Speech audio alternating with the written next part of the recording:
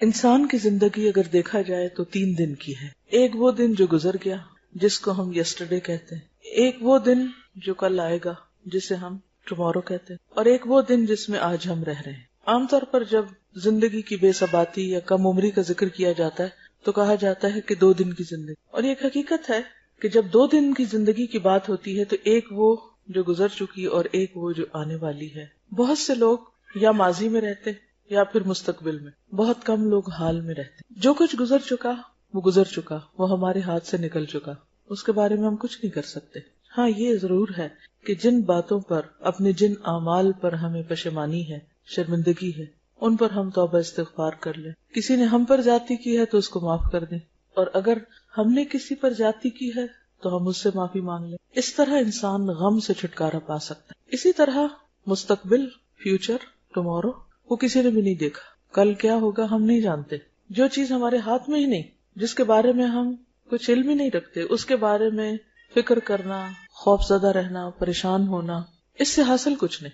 بہت سے لوگ کیوں دکھی رہتے ہیں کہ میرا کیا بنے گا، کل کیا ہوگا. کل کیا ہوگا اللہ کو پتا ہے، کسی بھی انسان کو نہیں پتا. قرآن مجید میں واضح طور پر آتا ہے لا تدری نفس ماذا تکسب غدا، کسی کو نہیں پتا کل وہ کیا کمائی کرے گا. آج صبح ہی میں پڑھ رہی تھی کسی کا واقعہ. ایک صاحب تھے، وہ اپنی زندگی میں بہت معتدل سے انسان تھے. جب خود پڑھ رہے تھے تو جتنا پڑھ سکتے تھے پڑھتے تھے. کبھی انہوں نے ٹاپ کرنے کی اور بہت اعلیٰ پوزیشن لینے کے لیے اپنی جان نہیں ماری. پڑھا ضرور لیکن سکون سے رہے. آخر ڈاکٹر بن گئے. جب شادی ہوئی تو بہت زیادہ خوبصورت لڑکی ڈھونڈنے کے پیچھے نہیں پڑے. ایوریج اچھی جو بھی ماں باپ نے تلاش کی، شادی کر لی. اس کے ساتھ بھی بہت اچھا نبھا کیا، اعتدال کے ساتھ رہے. ڈاکٹر تھے، ایک ہسپتال میں جاب ملی، کوئی پارٹ ٹائم ایکسٹرا کام نہیں کیا، زیادہ پیسے کمانے کے چکر میں نہیں پڑے، آرام سے کام کیا. بچے پیدا ہوئے، نارمل سکولوں میں داخل کروائے کیونکہ بہت فیس نہیں دے سکتے تھے. شام کو خود پڑھاتے تھے اور آپس میں پیار محبت سے رہتے. ایک اعتدال کی زندگی تھی. جب لوگ امریکہ اور یورپ جانے کے شوق میں دوڑ رہے تھے تو انہوں نے اپنے ملک میں رہنا پسند کیا، اور پھر کچھ عرصے کے بعد مالدیپ کے ایک علاقے میں ان کو جاب ملی. وہاں چلے گئے. وہ علاقہ بھی بہت خوبصورت تھا، بہت سے تفریح مقام تھا. ان کی بیوی اور وہ مل کر، بیوی ان کے گھر کے کام کاج کرتی، سبزیاں وغیرہ خرید لاتی، خود بہت اچھی طرح آنےسٹی کے ساتھ کام کیا، اور اس طرح اپنے پیشے میں خاص مہارت حاصل کر لی کیونکہ فوکس تھے، ایک ہی کام پر توجہ تھی. کچھ عرصے کے بعد انہوں نے ایک ایڈ دیکھی کہ آسٹریلیا میں ایک ڈاکٹر کی ضرورت ہے، اور علاقہ ایسا ہے کہ جہاں پر کچھ زیادہ آبادی نہیں ہے، دور دراز کا علاقہ ہے. تو چونکہ پہلے ہی وہ اس طرح کی زندگی کے عادی تھے، انہوں نے اس کو قبول کر لیا. جب وہاں پر پہنچے تو آسٹریلین گورنمنٹ نے دیکھا کہ بہت ہی اچھے طریقے سے وہ، یعنی بہت ہی اچھے ڈاکٹر ہیں اور بہت اچھی طرح کام کر رہے ہیں، تو بہت متاثر ہوئے ان سے. انہوں نے بہت سارے علاقے کا ان کو انچارج بنا دیا اور تقریباً 200 ایکڑ زمین بھی ان کو دے دی، اور کچھ ہی عرصے میں وہ بہت زیادہ مالدار ہو گئے. بچے ان کے سب فرما بردار تھے کیونکہ بچوں کو انہوں نے توجہ دی تھی، خود پڑھایا تھا، خود بیوی نے بھی توجہ دی تھی، اور ایک پرسکون زندگی بسر کی تھی کہ دنیا کے حوث نہیں تھی. یعنی دوسرے لفظوں میں آپ کہیے کہ خوف اور پریشانی اور ٹینشن فری زندگی بسر کی تھی. محنت ضرور کی لیکن دوسروں کا مقابلہ نہیں کیا، مال کے پیچھے دوڑ نہیں لگائی، کام کیا لیکن اللہ پہ بھروسہ رکھا. یہ ایک مثال ہے اس شخص کی جو آج میں جیتا ہے کہ میں آج جو کام میرے اوپر ہے، جو ذمہ داری آج مجھ پر ہے، وہ میں کس طرح انجام دے رہا ہوں. مثلا اس وقت ہم کلاس میں بیٹھے، اس وقت جس کام کے لیے میں یہاں بیٹھی ہوں، کیا میں وہ کام توجہ سے کر رہی ہوں؟ کیا میں اس کا حق ادا کر رہی ہوں؟ کیا میں اس کے لیے ذہنی طور پر تیار ہو کر آئی ہوں؟ کیا میں اس کو انجوائے کر رہی ہوں؟ کیا میں غور سے سن رہی ہوں؟ کیا میں اس کو جذب کر رہی ہوں؟ کیا سیکھنے کے بعد اس پر عمل کرنے کی نیت اور ارادہ ہے؟ تو جو لوگ پوری توجہ کے ساتھ اور دلچسپی کے ساتھ یہاں بیٹھے اور واقعی کچھ سیکھ رہے ہیں، وہ یہاں سے اٹھیں گے تو کچھ لے کر اٹھیں گے، ان کے اندر ایک سینس آف اچیومنٹ ہوگی. وہ جب جائیں گے تو ان کی زندگی میں کچھ تبدیلی آئے گی. لیکن اگر یہاں بیٹھ کر بھی ہم ادھر ادھر دیکھیں، ہم پوری طرح توجہ نہ کریں، کچھ سنیں اور کچھ نہ سنیں، اور بس لگے بندے بیٹھ جائیں کہ بلایا ہے تو آنا ہی پڑا ہے تو آ گئے ہیں، اور جب وقت ختم ہوگا چلے جائیں گے. اور کچھ گھر کے کام تھے وہ پتہ نہیں ہوئے ہیں کہ نہیں، وہ پیچھے سوچ رہے ہیں، یا کہ ابھی جا کے پھر پتہ نہیں یہ اور یہ کرنا ہے، فلاں جگہ بھی جانا ہے، فلاں بھی جانا ہے، کل کا یہ کام ہے، پرسوں کا یہ کام ہے. یعنی ٹینشنز کے ساتھ بیٹھے ہیں، نہ اس وقت کو انجوائے کر رہے ہیں، نہ گزر چکا ہے جو اس کو پکڑ سکتے ہیں، نہ جو آنے والا ہے اس پر کوئی کنٹرول ہے. یہ زندگی کیا زندگی ہے؟ ہم نے اپنی زندگی کو خود اپنے ہاتھوں سے عذاب بنایا ہو. اس سے نکلنے کی ضرورت ہے. اس سے وہی شخص نکل سکتا ہے اور پر امن اور پرسکون رہ سکتا ہے جس کا اللہ پر بھروسہ ہو، اللہ پر توکل ہو، کوشش کے بعد وہ اپنے معاملات اللہ کے سپرد کر دے، کیونکہ رزق اس کے ہاتھ میں، زندگی اس کے ہاتھ میں، شفا اس کے ہاتھ میں، ہمارے سارے معاملات کا مالک وہ ہے، اور جو طریقے اس نے بتائے ہیں اس کے مطابق ہم اپنی زندگی کو ڈھالیں۔ ان طریقوں میں کچھ کرنے کے کام ہیں اور کچھ اس سے لو لگانے کے، اس کی عبادت کرنے، کیونکہ اللہ نے ہمیں ڈیزائن اس طرح کیا ہے کہ ہم اس کی عبادت کریں۔ اور یہ دو طرح ہوتی ہے، ایک براہ راست اس کے آگے جھک کر، مثلا ہماری جو باڈی ہے وہ جانوروں سے مختلف ہے، حالانکہ ان کی بھی ٹانگیں ہوتی ہیں، ہماری بھی ہوتی ہیں، ان کے بھی سارے سسٹمز ہیں، سرکولیٹری سسٹم ہے، ڈائجسٹو سسٹم ہے، ریسپریٹری سسٹم ہے، یہ سارے سسٹم چھوٹے سے چھوٹے جانور سے لے کے بڑے سے بڑے جانور میں ہوتے ہیں، لیکن ان کی ساخت اور ہماری ساخت میں فرق ہے۔ ہماری جو ساخت ہے وہ ان سے مختلف ہے، کیونکہ اللہ نے ہمیں ایک خاص کام کے لیے بنایا، اور وہ کیا ہے وہ اللہ تعالیٰ نے خود بتا دیا، وَمَا خَلَقْتُ الْجِنَّ وَالْإِنسَ إِلَّا لِيَعْبُدُونَ، کہ میں نے جن و انس کو اپنی عبادت کے لیے پیدا کیا ہے۔ اس عبادت میں سر فہرست نماز ہے۔ اس کے لیے آپ دیکھیں کہ ہمارے جو ہاتھ ہیں، مثلا ہم ہاتھ اوپر اٹھاتے ہیں، ہم اٹھا سکتے ہیں، جانور اس طرح ہاتھ نہیں اٹھا سکتے، ہم پورا رکوع کرتے ہیں پھر اٹھ جاتے ہیں، جانور اس طرح نہیں کر سکتے، وہ رکوع میں جو پیدا ہوئے سارا وقت رکوع ہی کر رہے ہیں، اور جو زمین کے ساتھ لگے ہوئے وہیں لگے ہوئے سجدہ کر رہے ہیں، اور کچھ کھڑے ہیں تو وہ اسی طرح ہی بس کھڑے ہی پوزیشن میں، ان کا چلنا پھرنا کھانا پینا سب کھڑے ہو کے ہی ہو رہا ہے۔ تو اس میں آپ دیکھیے کہ ہم ایک خاص طریقے پر، آپ دیکھیے، کھڑے ہوتے ہیں، رکوع کرتے ہیں، سجدے میں جاتے ہیں، گھٹنے ٹیکتے ہیں، ناک نیچے رکھتے ہیں، گردن ہماری اسی طرح فلیکسیبل ہو جاتی ہے، پھر ہم کھڑے ہو جاتے ہیں، پھر ہماری گردن مڑ جاتی ہے، سلام کرتے ہیں، رائٹ اور لیفٹ کرتے ہیں، دائیں بائیں دونوں طرف سلام کرتے ہیں۔ یہ سب کچھ کیا ہے دراصل کہ ایک خاص طریقے پر ہمیں بنایا گیا ہے۔ عبادت کا دوسرا رخ بندوں کی خدمت ہے، انسانوں کے کام آنا ہے۔ انسانوں کے کام انسان کس طرح آتا ہے؟ اپنے دماغ سے، سوچ سے، زبان سے، اپنے ہاتھوں سے۔ یہ جو ہاتھ ہیں اللہ نے ہمارے اس خاص طریقے پر بنائے ہیں، اسی وجہ سے بنائے ہیں، ایک خاص سائز کے بنائے، خاص فلیکسیبلٹی کے، تاکہ ہم کام کریں، تو فارغ بیٹھنے کے لیے نہیں ہے، کچھ کریں، چاہے وہ لکھیں پڑھیں، چاہے آپ کھانا بنائیں، روٹی بنائیں، جھاڑو لگائیں، کچھ بھی کریں، جو بھی کام آپ نے کرنے ہیں، وہ یہ سب اس لیے ہے، بیکار بیٹھ جانے کے لیے نہیں ہے، ہم یہ سوئے رہنے کے لیے نہیں بنائے گئے ہم۔ تو ان سب طریقوں سے انسان جب اللہ کی مرضی کے مطابق کام کرتا ہے تو وہ عبادت کر رہا ہوتا ہے، اپنی زندگی کا ایک مقصد پورا کر رہا ہوتا ہے۔ زندگی آج کی زندگی ہے، اس وقت کی زندگی، اس وقت میں زندہ ہوں، یہی میری زندگی ہے۔ جب یہ نہیں رہے گی تو کچھ بھی نہیں رہے گا، ساری سوچیں دھری کی دھری رہ جائیں گی۔ اس لیے ضروری ہے کہ اس وقت سے میں فائدہ اٹھا لوں، اپنے آج سے فائدہ اٹھا لوں، اس لمحے سے فائدہ اٹھا لوں، اس کو خوبصورت بنا لوں، اس کو موسٹ پروڈکٹیو بنا لوں، یہ بیکار نہ گزرے۔ اس کے لیے ہمیں یہ دیکھنا ہے کہ کس وقت میں کرنے کا کیا کام ہے۔ سب سے پہلے ہمیں اگر اپنا ٹائم ٹیبل بنانا ہے ڈیلی، مثلا ایک دن کی پلاننگ کرنی ہے، تو سب سے فرسٹ اینڈ فارموسٹ ہمیں یہ دیکھنا ہوگا کہ فرائض کیا ہیں ہمارے، ان کو فل کر لیں۔ مثلا نمازیں سب سے پہلا فرض ہے، اب اس کے لیے ہمیں کتنے بجے اٹھنا ہے؟ یہ تو نہیں 7 بجے اٹھنا، 7 بجے تو نماز چلی جائے گا، آپ نے اپنا فرض مس کر دیا، تو آپ کا تو ٹائم پروڈکٹیو نہیں، آپ کے تو دن کا آغاز ہی غلط ہوا، آپ نے تو اللہ کی نافرمانی سے دن کا آغاز کیا، اللہ کی رحمت کہاں سے آئے گی؟ آپ نے اللہ کو ناراض کر کے دن کا آغاز کیا۔ تو بہت ضروری ہے کہ ہم جب ٹائم ٹیبل بنائیں تو پہلے اپنے مارک کر لیں، مارننگ، ظہر، عصر، مغرب، عشاء، اب باقی کام ان کے آس پاس کر لیں۔ بندوں میں ہماری ذمہ داری کون کون ہے؟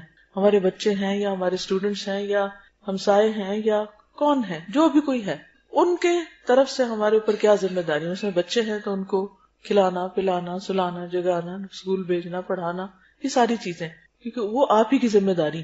کلکم راعٍ وکلکم مسئول عن رعیتہ، ہر شخص نگران ہے، ہر شخص ذمہ دار ہے، ہر ایک سے اس کی رعایا کے بارے میں پوچھا جائے گا۔ ان کو میں نے کیا کیا کہاں کہاں ٹائم دینا ہے۔ اگر ماں باپ آپ کی ذمہ داری ہے تو ان کے بارے میں سوچ لیجیے، پھر اس طرح شوہر ہے، شوہر کے لیے بیوی ہے، اس بیوی بچوں کے لیے کمانا کھلانا پلانا، یہ ساری چیزیں، یہ سارے ملا جلا کے ہمارے روز مرہ کے ٹاسک کی ایک لمبی لسٹ بن جاتی ہے۔ یہ سارے ٹاسک لکھے ہوئے ہونے چاہیے اور اپنے آپ کو چیک کرتے رہنا چاہیے، کیا میری عبادات پوری ہیں، کیا میرے فرائض پورے ہیں، ذمہ داریاں جو بندوں کی پوری ہیں۔ پھر اگر ہم ایک ٹیچر ہیں تو اس اعتبار سے ہمارے اوپر کیا ذمہ داریاں عائد ہوئی ہیں، اس کے لیے ہمیں اپنے آپ کو پریپیئر کرنا چاہیے۔ اگر ہم کئی کام کرتے ہیں، کوئی اور جاب کرتے ہیں، کچھ بھی کرتے ہیں، اس کے بارے میں ہمیں پتہ ہونا چاہیے کہ ہم نے کیا کرنا ہے۔ تو کیا کرنا ہے، کیوں کرنا ہے، کب کرنا ہے، کیسے کرنا ہے، کتنا کرنا ہے، یہ معلوم ہونا بے حد ضروری ہے۔ تو کیا کہ تو آپ لسٹ بنا لیں، ٹاسک سارے، کیا کرنا ہے، کیوں کرنا ہے، کوئی بھی کام کیوں کر رہے ہیں آپ، اور پھر کتنا کرنا ہے مجھے، کیونکہ کام تو اتنے ہوتے ہیں بعض اوقات کہ آپ اگر ساری رات بھی لگ رہے ہیں اور سارا دن بھی تو ختم نہیں ہو سکتے، مگر ان کو سٹاپ لگانا ہے نا، آگے نماز کا وقت آ رہا ہے، ان کو سٹاپ لگانا ہے کہ آگے کوئی اور چیز آ رہی، تو اس کو پھر آپ اسی کے مطابق ہی ڈیوائیڈ کرتے ہیں۔ تو سارے کیا کرنا ہے، کیوں کرنا ہے، کتنا کرنا ہے، کب کرنا ہے، یہ پتا ہونا چاہیے. یہ نہیں کہ نماز کے وقت میں آپ کھانا پکانے لگ جائیں اور سونے کے وقت میں آپ بیٹھ کے ٹی وی دیکھتے رہیں اور جب پھر نماز کا وقت ہو تو آپ پھر سو جائیں. یہ نہیں ہو سکتا. یہ پھر آپ نے آج کا دن ضائع کر دیا اس کی تقسیم غلط کر کے اوقات کی. کیا کرنا ہے، کیوں کرنا ہے، کتنا کرنا ہے، کب کرنا ہے اور کیسے کرنا ہے. جس شخص کو یہ پتا ہو کہ کوئی کام میں نے کیسے کرنا ہے وہ بہت اچھی طرح امن کے ساتھ زندگی بسر کر لے. اب یہاں سے شروع ہوتا ہے، کیسے سے شروع ہوتا ہے علم. اس کے لیے علم حاصل کرنا ضروری. مثلا نماز پڑھنی تو کیسے پڑھنی ہے، کیا کیا کرنا ہے مجھے اس میں، تو کیسے کے لیے جاننا ضروری ہوتا ہے، یعنی علم حاصل کرنا ضروری ہوتا ہے. حتیٰ کہ اللہ سبحانہ وتعالیٰ فرماتے ہیں قرآن مجید میں فَعْلَمْ أَنَّهُ لَا إِلَهَ إِلَّا هُ، جان لو، علم حاصل کرو کہ اس کے سوا کوئی معبود نہیں. اس کو بھی جاننا ضروری ہے. اس کا بھی علم حاصل کرنا چاہیے کہ واہ کیوں، وہی کیوں معبود ہے، کوئی اور کیوں نہیں ہو سکتا. کیا اس کا کوئی پارٹنر ہے، شریک ہے، یا صرف وہی ہے. یہ بھی ہمارے جاننے کی بات ہے. پھر اس کے بعد جب آپ یہ سارا کچھ کر لیں گے اور اپنے اپنے وقت پر صحیح نیت کے ساتھ اپنی ذمہ داریوں کو نبھائیں گے تو آپ کی یہ زندگی انتہائی پرسکون ہو جائے گی. جب آپ کو اپنے کام کرنے کے طریقے آ گئے. ابراہیم علیہ السلام نے جب اللہ کا گھر بنایا تھا کس کے لیے بنایا تھا؟ اللہ تعالیٰ نے فرمایا کہ میرے گھر کو طواف کرنے والوں کے لیے وطہر بیتی للطائفین والرکع السجود تک، تو ان سب کے لیے صاف رکھو گھر کو. لیکن ساتھ ہی انہوں نے ایک دعا مانگی تھی، وَأَرِنَا مَنَاسِكَنَا، کہ اللہ ہمیں ہمارے مناسک عبادت کے طریقے ہمیں سکھا دے. یہاں سے علم کی ضرورت محسوس ہوتی ہے انسان کو کہ سیکھ کے کرتا ہے انسان. ہر چیز سیکھنے کی ضرورت ہوتی، حتیٰ کہ کھانا پینا بھی، یعنی صرف کھانا، خود کھانا ہے، آپ نے اپنا پیٹ بھرنا ہے، وہ کھانے کا طریقہ بھی آنا چاہیے آپ کو. یہ کیسے کھانا ہے. آپ نے دیکھا کہ کچھ لوگوں میں کھانے کے مینرز بالکل نہیں ہوتے. بہت کچھ پڑھ لے کے جاتے ہیں لیکن ان کو طریقہ نہیں آتا کھانے کا، چبانے کا طریقہ نہیں آتا، کھانے کا نہیں آتا، اور بھی اسی طرح. تو ان میں اور جانوروں میں فرق کوئی نہیں رہ جاتا نا. اب جانور جیسے جگالی کرتے رہتے، اگر انسان بھی ایسے ہی کرتے رہے تو کیا حاصل ہوگا؟ کوئی فرق نہیں رہے گا. میرے خیال ہے مائیں اگر لے کے کھڑی ہو جائے نا بچوں کو، یہ بھی سیکھنے کا طریقہ ہے کہ کلاس روم میں بچے کو خاموش کیسے کروانا ہے تاکہ باقی لوگ واقعی سن سکیں. کیونکہ ماں بننا کافی نہیں ہوتا، یہ سیکھنا ضروری ہے کہ بچے کو پالنا کیسے، بچے کو خاموش کیسے کرانا ہے، بچے کو کھلانا کیسے، پلانا کیسے، سلانا کیسے، چپ کیسے کرانا ہے، بلوانا کیسے. یہ سب کچھ بھی سیکھنے سے تعلق رکھتا ہے. تو بہرحال بات یہ ہے کہ ہر چیز سیکھنے کی ضرورت ہوتی اور سیکھنے کی بہت فضیلت ہے. اب سیکھنے میں بہت سی چیزیں ہم پیسیولی سیکھتے ہیں. پیسیولی سیکھنے کا کیا مطلب ہے کہ ہم ہر وقت ہماری یہ کھڑکیاں کھلی ہیں، کان بھی کھلے، آنکھیں بھی کھلے. کچھ چیزیں ہم دیکھ کے سیکھ رہے ہوتے ہیں بغیر کسی انٹینشن کے، خود بخود ہمارے اندر جاری ہے. کچھ چیزیں ہم سن رہے ہوتے ہیں، آوازوں سے آ رہی ہوتی ہیں اور ہم سیکھ رہے ہوتے ہیں. مثلاً آپ گھر سے نکلے کسی کام سے، رستے میں کوئی میوزک کی آواز سنی، آپ نے کوئی گانا لگا ہوا تھا، کسی نے آپ کو نہیں سکھایا، وہ گانا آپ نے سنا اور تھوڑی دیر کے بعد آپ خود بھی اسی ٹیون میں گانے لگ گئے. یہ کیا ہوا آپ کے ساتھ؟ کیا آپ گھر سے گانا یاد کرنے کے ارادے سے نکلے تھے؟ نہیں، لیکن بغیر آپ کے ارادے، نیت کے، وہ آپ کے ازبر ہو گیا، آپ نے سنا اور آپ کو یاد ہو گیا. تو اسی طرح کچھ چیزیں انسان نہ چاہتے ہوئے بھی سیکھتا چلا جاتا ہے. اس لیے بہت ضروری ہوتا ہے کہ اچھے لوگوں کی کمپنی میں ہو. اچھے لوگوں کی کمپنی سے انسان بہت سی چیزیں بغیر کسی تکلیف کے سیکھ جاتا ہے، صرف دیکھ دیکھ کے سیکھ جاتا ہے، سن سن کے سیکھ جاتا ہے. تو اچھی کمپنی میں ہونا جو ہے یہ اللہ تعالیٰ کی ایک بہت بڑی رحمت ہے، بہت بڑی نعمت ہے. اور پھر اس کے بعد انسان نیت، ارادے اور کوشش کے ساتھ سیکھے. تو آپ سب اپنی ایک لسٹ بنائیں کہ آپ کو ابھی تک کیا کیا نہیں آتا جو آپ کو آنا چاہیے. مثلا اللہ نے ہم کو اپنی عبادت کے لیے پیدا کیا لیکن ہمیں عبادت کرنی نہیں آتی، ہمیں نماز پڑھنی نہیں آتی، ہمیں زکوٰۃ دینے کا طریقہ ہی نہیں پتا. ہم کبھی راہ چلتے اس سے کچھ پوچھ لیتے ہیں، اس سے وہ کچھ بتا دیتا ہے، وہ کچھ، پھر دونوں کی کنفیوژن، پھر کہتے ہیں چھوڑو پر اس کام کو کیا کرنا. لیکن جو فرائض ہیں تو پوچھ ہوگی، آپ نہیں کریں گے تو پوچھ ہوگی، غلط کریں گے تو پوچھ ہوگی، لہٰذا سیکھنا ضروری ہے. تو ایک تو آپ اپنے ضرور لسٹ بنائیں کہ ابھی تک آپ کو کیا کیا نہیں آتا، جو آپ کو ایک بنیادی طور پر اپنی ذات کا خیال رکھنے، اپنے بچوں کا خیال رکھنے، اپنے گھر کا، اپنے انوائرمنٹ کا، اور جس کام کے لیے آپ پیدا ہوئے اللہ کی عبادت کا، وہ آنا ہی چاہیے. اگر وہ نہیں آئے تو آپ نے اپنی زندگی گنوا دی، چاہے آپ ڈھیروں کتابیں پڑھ جائیں. اسی لیے آپ نے دیکھا ہوگا کہ بعض اوقات کچھ لوگ بہت ہائیلی ایجوکیٹڈ ہوتے ہیں، بڑی ڈگریوں کے مالک ہوتے ہیں، لیکن ان کی گھریلو زندگی جہنم ہوتی ہے. ان کو آپس میں نباہ نہیں کرنا آتا، ہسبینڈ وائف کو نباہ نہیں کرنا آتا، بچوں سے بات نہیں کرنی آتی، ان کی بات نہیں سمجھتے. کہنے کو بہت پڑھے لکھے، یہ پڑھا لکھا کیا فائدہ دیتا ہے اگر ایک انسانوں کے ساتھ ڈیلنگ ہی نہیں آتی. انسان کو دوستوں کو بھی دشمن بنا لیتے ہیں، اپنے خیر خواہوں کی بھی قدر نہیں پہچانتے، کبھی شکر گزار ہی نہیں ہوتے، پتہ ہی نہیں ہے کہ یہ بھی کرنے کا کام ہے. ویسے بہت انٹیلیجنٹ ہیں، ویسے بڑے بڑے کارنامے کرتے ہیں، لیکن بنیادی اخلاق کا نہیں پتا. تو یہ بھی سیکھنے کی بات ہے. تو سیکھنے کو تو بہت کچھ ہے، اور اس کے لیے آپ کو باقاعدہ اپنے ٹائم ٹیبل میں ایک حصہ بنانا ہوگا، سیکھنے کے لیے ایک طریقہ اختیار کرنا ہوگا. تو بات یہ ہو رہی تھی کہ سیکھنے کو تو بہت کچھ ہے، لیکن کچھ چیزیں ایسی ہیں جنہیں پرائرٹی پر سیکھ لینا چاہیے. انہیں میں سے وہ دعائیں ہیں جو ہم اپنی حفاظت کے لیے پڑھتے ہیں. کیونکہ ہم میں سے ہر شخص کسی نہ کسی دل کے گوشے میں اس کے خوف بیٹھا ہوا ہے کہ ہاں یہ چھت نہ مجھ پہ آ گرے کہیں. کبھی خیال آیا کہیں میں پھسل نہ جاؤں، کہیں چور نہ آ جائے. کبھی اندھیرے سے ڈر لگتا ہے، کبھی کسی چیز سے، کبھی کسی ڈر لگتا ہے. ہر شخص کو کسی نہ کسی چیز سے ضرور ڈر لگتا ہے. اس کو کہتے پھر اس کو نام دے دیتے فوبیا. بہرحال جو مرضی نام دے دیں، لیکن ڈر تو اپنی جگہ ہے ہی، اس سے تو انکار نہیں کیا جا سکتا.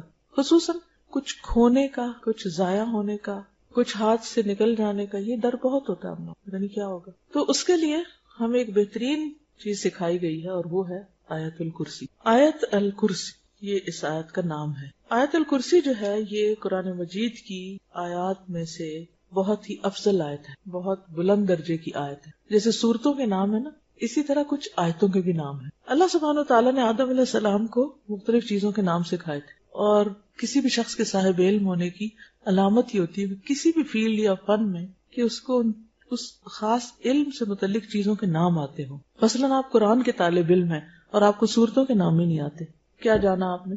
اسی طرح مثلاً آپ باٹنی پڑھ رہے ہیں اور اپنے انوائرنمنٹ میں ارد گرد پودوں کے نام ہی کوئی نہیں آتے، گھاس کی قسموں کا ہی نہیں پتا، درختوں کے نام نہیں آتے. اب ہر شخص کے لیے ہر علم کی ہر چیز سیکھنا تو فرض نہیں ہے، لیکن کم از کم جو علم آپ پڑھ رہے ہیں اس کے متعلقہ چیزوں کے نام آنا ضروری ہے. کئی لوگ ایسے ہوتے ہیں کہ وہ لوگوں کے بیچ میں سالوں رہ رہے ہوتے ہیں، ان کو آس پاس لوگوں کے نام ہی نہیں آتے. آپ کی کیا ریلیشن شپس ہوں گے اچھے، کیسے اچھے ہو سکتے ہیں. مجھ سے کسی نے پوچھا کہ آپ وہ پڑھا رہی تھی، کہنے لگی کہ مجھے آپ کو ٹپ بتائیے، آپ بھی پڑھاتی. میں نے ایک دن ان کو ایک ٹپ بتائی، دوسرے دن دوسری بتائی، کل میں نے ان کو تیسری ٹپ بتائی. تیسری ٹپ یہ تھی کہ اپنے گروپ کو جس کو آپ پڑھا رہی ہیں اس کی تمام اسٹوڈینٹس کے نام یاد کریں اور اسٹوڈینٹس کو ناموں سے بلائیں. کہنے یہ تو بہت ہی مشکل ہے، چھوٹا سا گروپ ہے، نہیں تو بہت ہیوج کلاس ہے، اس میں تو ہوتی ہے obviously مشکل، لیکن میں پوری کوشش کروں گی. میں نے کہا اس سے آپ فرق جانے گی کہ اسٹوڈنٹ اور ٹیچر کا جب تک کنیکشن نہیں ہوتا تو علم پاس نہیں ہو، وہ صرف انفارمیشن ہوتی، آپ سیکھ نہیں سکتے. اگر آپ کو پتہ ہی نہیں آپ آس پاس کون بیٹھا ہوا ہے، وہ کیا کر رہا ہے. اور ان کو میں نے اتفاق سے یہی حدیث دلیل کے طور پر دی کہ حضور صلی اللہ علیہ وسلم نے ابی ابن کعب کو شاباش دی تھی کہ تمہیں علم مبارک ہو اے ابو المنذر. آپ کو صرف ان کا نام نہیں، ان کی کنیت بھی پتا تھی. اور آپ کو پتا ہے کہ کتنے بے شمار صحابہ ہیں آپ کے آس پاس، لیکن آپ کو ان کے نام آتے تھے. تو اپنے آس پاس کے لوگوں کے نام جاننا، جس گھر میں آپ رہتے ہیں اس کے مختلف ڈائریکشنز کا معلوم ہونا کہ سورج کدھر سے نکلتا ہے، قبلے کا رخ کیا ہے. آپ کہتی ہوں گی یہ کس کو نہیں پتا. ریسنٹلی مجھے اس کا اتفاق ہوا، میں کہیں گئی ہوئی تھی تو میں نے ان سے کہا، بچی تھی اس گھر میں 11-12 سال کی، میں نے کہا بیٹا قبلے کا رخ کدھر ہے. ٹوٹلی اپوزٹ ڈائریکشن بتائی. میں چونکہ نیچے گھر سے جب آ رہی تھی تو میں نے مسجد دیکھی تھی کارنر پہ، اور اس میں ہم نے گاڑی روک کے بچوں نے نماز پڑھی تھی، تو مجھے پتا تھا کہ ڈائریکشن اس طرف ہے. بچی بالکل الٹ بتا رہی تھی، مجھے بہت پریشانی ہوئی. میں نے کہا کہ 10 سال کی عمر میں بچے کو نماز پڑھنی چاہیے.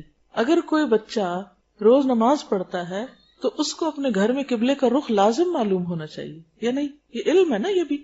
اگر ہمارے بچوں کو اپنے ہی گھر میں قبلے کا رخ پتا نہیں، تو اس کا مطلب ایک فرائض میں سے ایک فرض ان کا چھوٹ رہا ہے. وہ خود تو پتہ نہیں کہ آپ پڑھتے ہیں یا نہیں، کہ مہمان کو بھی غلط بتا دے اس کی نماز بھی گئی. تو یہ بے حد ضروری ہے کہ ہم فرض درجے کے جو علم ہے ہم پر، وہ ہم ضرور جانیں. تو بہرحال کہنے کی بات یہ تھی کہ قرآن مجید کی مختلف آیات کے بھی نام ہیں، سب کے نہیں ہیں لیکن کچھ کے. مثلا آیت دین ہے، آیت الکرسی ہے. تو آیت الکرسی وہ آیت ہے جس میں کرسی کا لفظ آتا ہے، اور یہ قرآن مجید کی سب سے اعلیٰ اور افضل آیت ہے. اس کے بارے میں آتا ہے کہ حضرت ابی ابن کعب کہتے ہیں، یہ ایک عالم صحابی تھے، اہل کتاب کے علماء میں سے تھے، اسلام لے آئے اور کاتب وحی بھی تھے.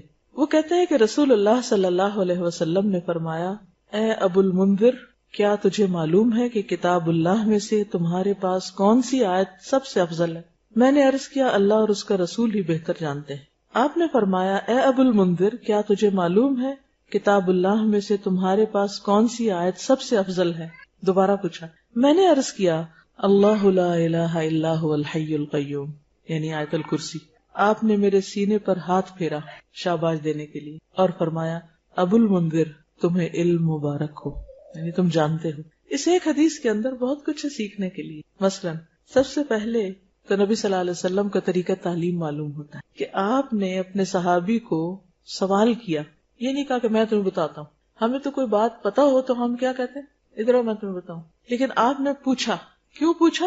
کہ اگر انہیں پہلے سے معلوم ہے تو اس سے کیا ہو. سوال کرنے سے ایک تو ایک انٹریکشن ہوتی ہے، دوسرے کو اہمیت بھی دی جاتی ہے، اس سے ایک تعلق پیدا ہو جاتا ہے. اور پھر اس کے بعد یہ ہے کہ صحابی کے پارٹ پر یہ بات پتہ چلتی ہے کہ صحابی جو ہیں وہ کہتے ہیں کہ اللہ اور اس کا رسول بہتر جانتے ہیں. حالانکہ پتہ ہے ان کو، لیکن پھر بھی کیا کہتے ہیں، اللہ اور اس کا رسول بہتر جانتے ہیں. کیوں؟ تاکہ اگر میرے علم سے زیادہ وہاں ہے تو پہلے مجھے وہ مل جائے. میں اگر ایک بات بتا دوں گا جو مجھے پتہ تو ہو سکتا ہے کہ مجھے اگلی چیز نہ پتہ. لیکن حضور صلی اللہ علیہ وسلم بھی محسوس کر رہے ہیں کہ ان کو معلوم ہے، شاید یہ جھجک رہے ہیں یا اس کا مظاہرہ کر رہے ہیں. آپ دوبارہ پوچھتے ہیں اور اسی ٹون میں پوچھتے ہیں، اے ابو المنذر، کیا تمہیں معلوم ہے کہ کتاب اللہ میں سے سب سے افضل آیت کون سی ہے؟ تو پھر اس پر وہ جواب دیتے ہیں، میں نے عرض کیا اللہ لا الہ الا هو الحی القیوم. پھر آپ سینے پہ ہاتھ پھیرتے ہیں، اس طرح تھپکی دیتے ہیں. اس کا مطلب ہے کہ وہ قریب بیٹھے ہوئے ہیں، ریچ میں ہیں آپ کی. ہو سکتا ہے دور بھی ہو تو بلا کے شاباش دی ہو. تو طالب علم کو تھپکی دینا یا اس پہ ہاتھ پھیرنا یا شاباش دینا اس کی ہمت بندھاتا ہے، اس کو انکریج کرتا ہے، اس کو اور زیادہ علم کا شوق دلاتا ہے. اور پھر آپ فرماتے ہیں کہ تمہیں علم مبارک، شاباش. آپ خوش ہو جاتے ہیں اور دعا دیتے ہیں. اچھا، ہم عام طور پر کسی کو کوئی بات پتا ہو یا کسی کو معلوم ہو تو اس پر اس کی تعریف نہیں کرتے یا اس کی ہمت نہیں بندھاتے، جبکہ استاد کا فرض بنتا ہے کہ اچھا جواب آنے پر، درست جواب آنے پر ضرور کچھ نہ کچھ دعا دے، مثلا بارک اللہ فیکم، شاباش، کوئی بھی اچھا ورڈ، گڈ اسٹروک دے. تو اس حدیث سے پتہ چلتا ہے کہ آیت الکرسی جو ہے یہ سب سے اعلیٰ اور افضل آیت ہے. پھر اسی طرح ایک اور حدیث ہے، حضرت ابن اسقا کہتے ہیں رسول اللہ صلی اللہ علیہ وسلم صفہ میں تشریف لائے. صفہ کیا تھا؟ وہ چبوترا جس پر صحابہ بیٹھ کر پڑھا کرتے تھے، وہیں رہتے تھے، وہیں پڑھتے تھے. تو ایک آدمی نے آپ سے سوال کیا، یا رسول اللہ، سب سے زیادہ عظمت والی آیت کون سی ہے؟ آپ نے فرمایا اللہ لا الہ الا هو الحی القیوم، یعنی پوری آیت الکرسی. تو اس سے بھی بات مزید واضح ہو جاتی ہے، اس کو تقویت ملتی ہے کہ یہی آیت سب سے افضل ہے. اب اس آیت کو ایک طرف تو سب سے افضل کہا گیا اور دوسری طرف اس آیت کو حفاظت کا ذریعہ بتایا گیا. اس کے لیے ایک بہت لمبی حدیث ہے، لیکن ایک واقعہ ہے پورا جس سے ہمیں پتہ چلتا ہے کہ آیت الکرسی جو ہے یہ شیاطین کے شر اور فتنوں سے محفوظ رکھتی ہے. انسان کو حفاظت کے لیے سب سے زیادہ جس چیز کی ضرورت ہے وہ اپنے دشمنوں سے حفاظت. دشمنوں میں سب سے بڑا دشمن شیطان، اور شیطان نظر نہیں آتا. باقی دشمن تو اگر کوئی آ رہا ہو ہماری طرف تو ہم بھی جواباً مارنے کے لیے تیار ہو جائیں، مگر جو نظر ہی نہیں آ رہا تو اس کا کیا بنے گا؟ جو نظر نہیں آ رہا اس سے کیسے بچیں گے؟ ہم بچ سکتے ہیں، ہم اس کا مقابلہ کر سکتے ہیں، پکڑ سکتے ہیں. کیا ماریں گے اس کو؟ مجھے یاد ہے میں چھوٹی سی تھی تو میرے والدین جب کہتے تھے کہ وہ شیطان آ گیا تو ہم کہتے تھے کدھر ہے، میں ڈنڈا اٹھا لیتے، کدھر ہے میں اس کو ماروں گی. لیکن ڈنڈے سے تو نہیں مار سکتے شیطان کو آپ. ہاں، آیت الکرسی پڑھیں تو اس پہ ڈنڈا ضرور پڑے گا، لیکن اگر آیت الکرسی ٹھیک ہی نہیں آتی آپ کو تو اس کا کیا اثر ہوگا؟ تو صحیح تلفظ بھی آنا چاہیے اور اس کو پڑھنا بھی چاہیے اور اس کا معنی بھی جاننا چاہیے اور اس کی فضیلت بھی معلوم ہونی چاہیے. اور یہ وہ علم ہے جس پر آپ صلی اللہ علیہ وسلم نے شاباش دی تھی. تو اگر آپ کو بھی یہ پتا چل جائے گا تو وہ شاباش صرف ان کے لیے نہیں پر آپ سب کے لیے بھی. بہرحال حدیث ہے، حضرت ابو ہریرہ سے روایت ہے، مجھے رسول اللہ صلی اللہ علیہ وسلم نے صدقہ فطر کی حفاظت کے لیے محافظ مقرر کیا، یہ گارڈ بنایا. اس دوران میں ایک شخص آیا اور اس نے غلہ سے لپیں بھر بھر کر نکالنی شروع کر دی، یعنی وہاں سے نکالنا شروع کر دیا. میں نے اسے پکڑ لیا اور کہا میں تجھے ہر صورت میں رسول اللہ صلی اللہ علیہ وسلم کے پاس لے جاؤں گا، تم چور ہو. وہ کہنے لگا میں محتاج آدمی ہوں، بال بچے دار ہوں، سخت ضرورت مند، لہٰذا معاف کر دو. چنانچہ میں نے اسے چھوڑ دیا. صبح ہوئی تو رسول اللہ صلی اللہ علیہ وسلم نے دریافت فرمایا ابو ہریرہ گزشتہ رات تمہارے قیدی کا کیا بنا؟ کیونکہ آپ کو وحی کے ذریعے خبر ہو چکی تھی. میں نے عرض کیا یا رسول اللہ صلی اللہ علیہ وسلم اس نے اپنی شدید حاجت کا اظہار کیا، بال بچوں کا شکوہ کیا، میں نے اس پر رحم کیا، اسے چھوڑ دیا. آپ نے فرمایا خبردار رہنا، اس نے جھوٹ بولا، وہ پھر آئے گا. مجھے آپ کے فرمان کی وجہ سے یقین تھا کہ وہ ضرور آئے گا، لہٰذا میں گھات میں بیٹھ گیا کب آتا ہے، اور چوکنا ہو گیا. وہ آیا اور غلے میں سے پھر لپیں بھرنے لگا. میں نے پکڑ لیا. میں نے کہا اب تو میں تمہیں ضرور حضور صلی اللہ علیہ وسلم کی خدمت میں لے جاؤں گا. اس نے کہا مجھے چھوڑ دو، میں غریب ہوں، عیالدار ہوں، آئندہ نہیں آؤں گا. میں نے رحم کھاتے اسے پھر چھوڑ دیا. صبح ہوئی تو رسول اللہ صلی اللہ علیہ وسلم نے دریافت فرمایا اے ابو ہریرہ تمہارے قیدی نے کیا کیا؟ میں نے عرض کیا یا رسول اللہ صلی اللہ علیہ وسلم اس نے اپنی شدید ضرورت کا شکوہ کیا، عیالداری یعنی اپنی غربت کا واسطہ دیا، مجھے رحم آ گیا، لہٰذا میں نے اسے پھر چھوڑ دیا۔ آپ نے فرمایا خبردار رہنا، اس نے تجھ سے جھوٹ بولا ہے، وہ پھر آئے گا۔ چنانچہ میں تیسری بار اس کی گھات میں بیٹھ گیا، وہ آیا اور پھر غلہ کے لب بھرنے لگا، میں نے اسے پکڑ لیا۔ یہ تیسری بار ہے، اب میں تمہیں ضرور حضور صلی اللہ علیہ وسلم کے پاس لے جاؤں گا، ہر بار تو وعدہ کرتا نہیں آؤں گا لیکن پھر آ جاتا۔ اس نے کہا اچھا، میں تمہیں ایسے کلمات بتاتا ہوں جن سے اللہ تجھے فائدہ دے گا، لیکن اس کے بدلے مجھے چھوڑ دو۔ یعنی اسے ہوا نا کہ اب تمہیں پکڑا گیا تو کچھ دے کے چھوٹنا پڑے گا۔ میں نے پوچھا وہ کیا کلمات ہیں، کون سا کلام ہے، کون سا وظیفہ ہے کہ جسے پڑھ کے میں اپنے چور سے بچ سکتا ہوں، یعنی یہ چور واپس نہ آئے۔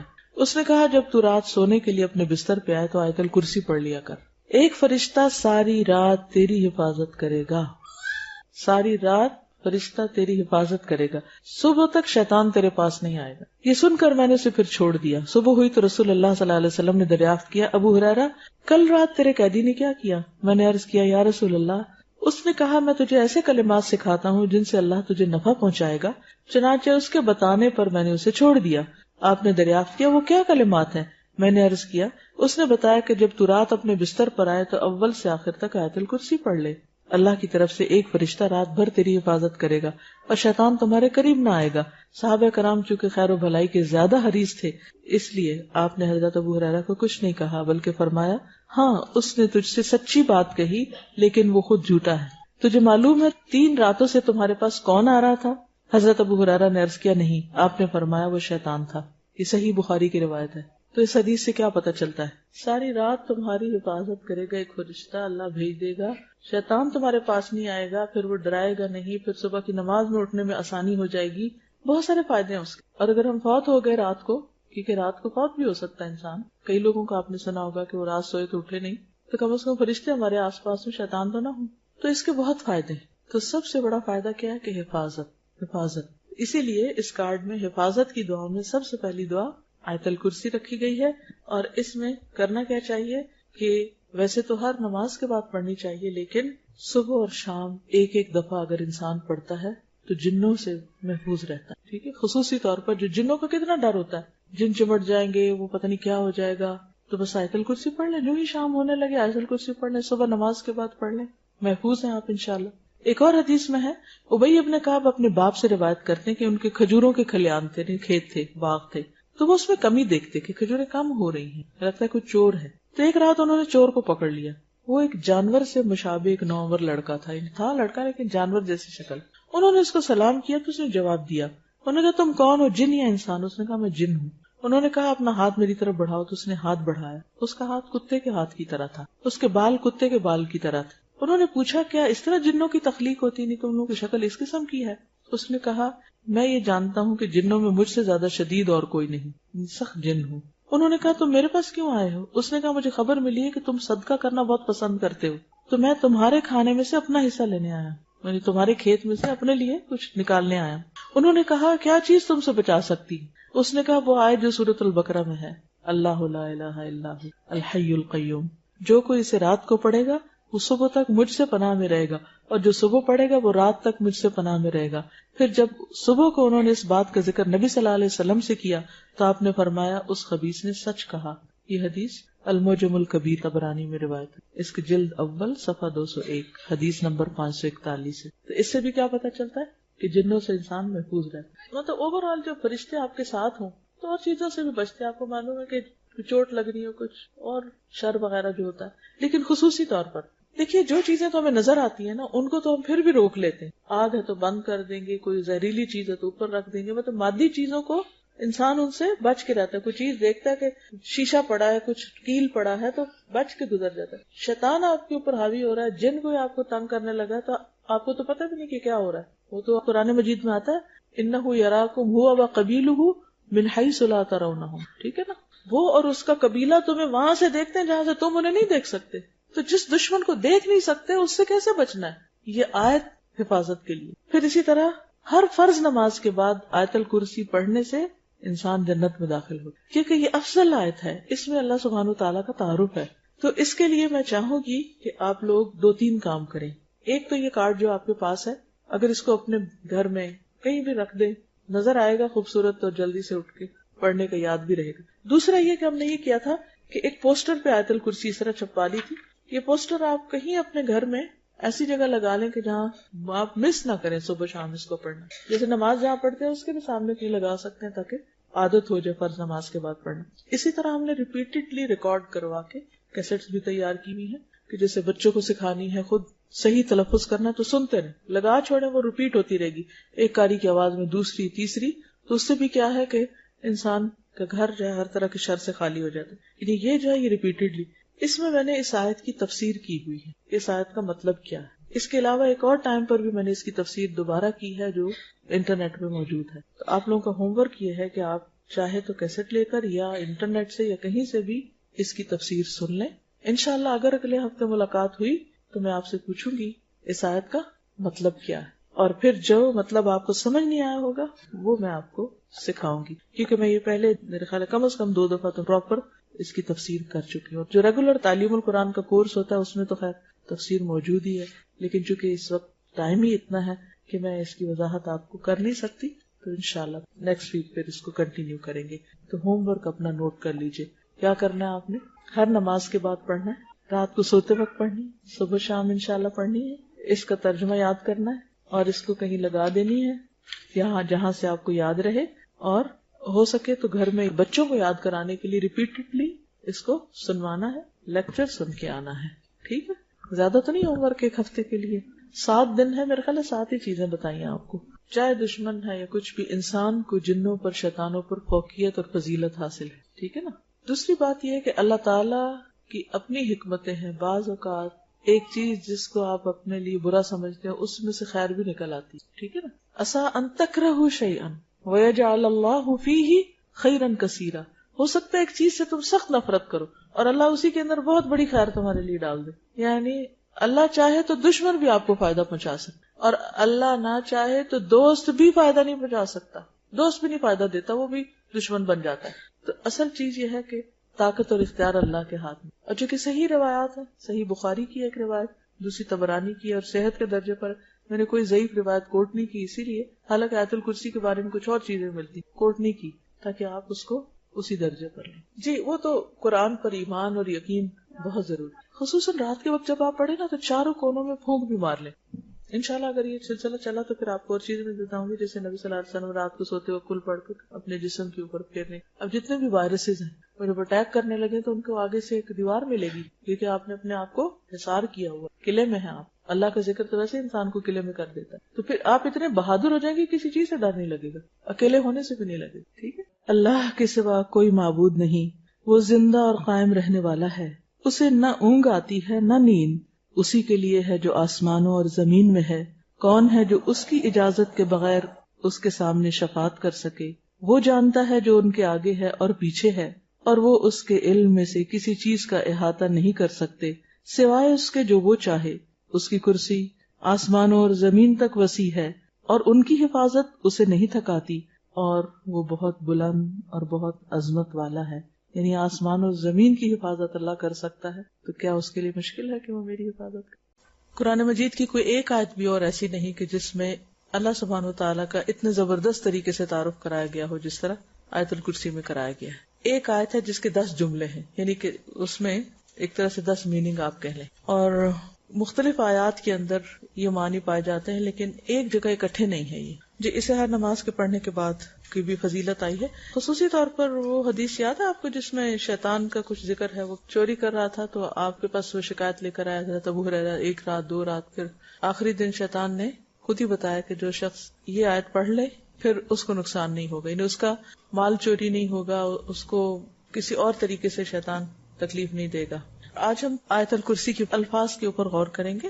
اس میں کہا کیا گیا ہے, کیوں اس کو اتنی بڑی آیت قرار دیا گیا ہے. سب سے پہلے آپ دیکھیے کہ اللہ لا الہ الا ہو, اللہ سبحانہ وتعالی کا اسم اعظم ہے, یعنی سب سے بڑا نام ہے, اور سب سے فیمس بھی ہے, مشہور بھی, اور سیورل ٹائم قرآن مجید میں اس کو ریپیٹ کیا گیا ہے. کئی قرآن مجید تو اس طرح چھپے ہوئے ہیں کہ ان میں اللہ کا جو ورڈ ہے وہ ریڈ کلر میں لکھا ہوتا ہے, تو فوراً ایٹ اے گلانس پتہ چل جاتا ہے کہ ایک پیج کے اوپر کتنی دفعہ اللہ کا لفظ آیا.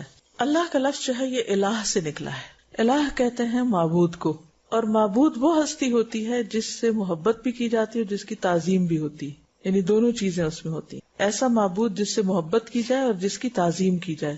تعظیم کیا ہوتی ہے؟ اس کی عظمت یعنی اس کو بڑا مانا جائے.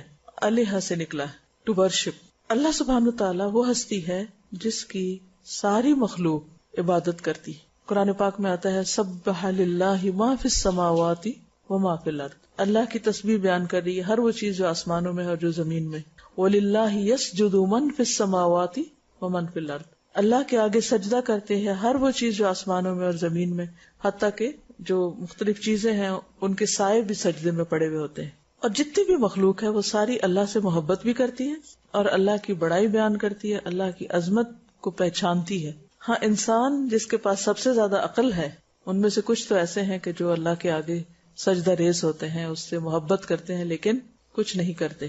وہ اللہ سے بڑھ کر کچھ شریکوں سے محبت کرتے ہیں یا پھر خود اپنی ذات سے محبت کرتے ہیں. تو اس لیے بہت ضروری ہے کہ انسان اس بات کو سوچے کہ جس رب نے اس کو بنایا ہے, جس نے اس کو رزق دیا ہے, جس نے اس کو ہر طرح کی نعمتیں دی ہیں, وہ جواب میں اس کے ساتھ کیا معاملہ کر رہا ہے. یعنی بعض لوگوں کو اللہ کی عبادت کرتے ہوئے شرم آتی ہے یا حیا محسوس کرتے ہیں یا اسے تکبر کرتے ہیں یا کرنا نہیں چاہتے یا اس کو ضروری نہیں سمجھتے.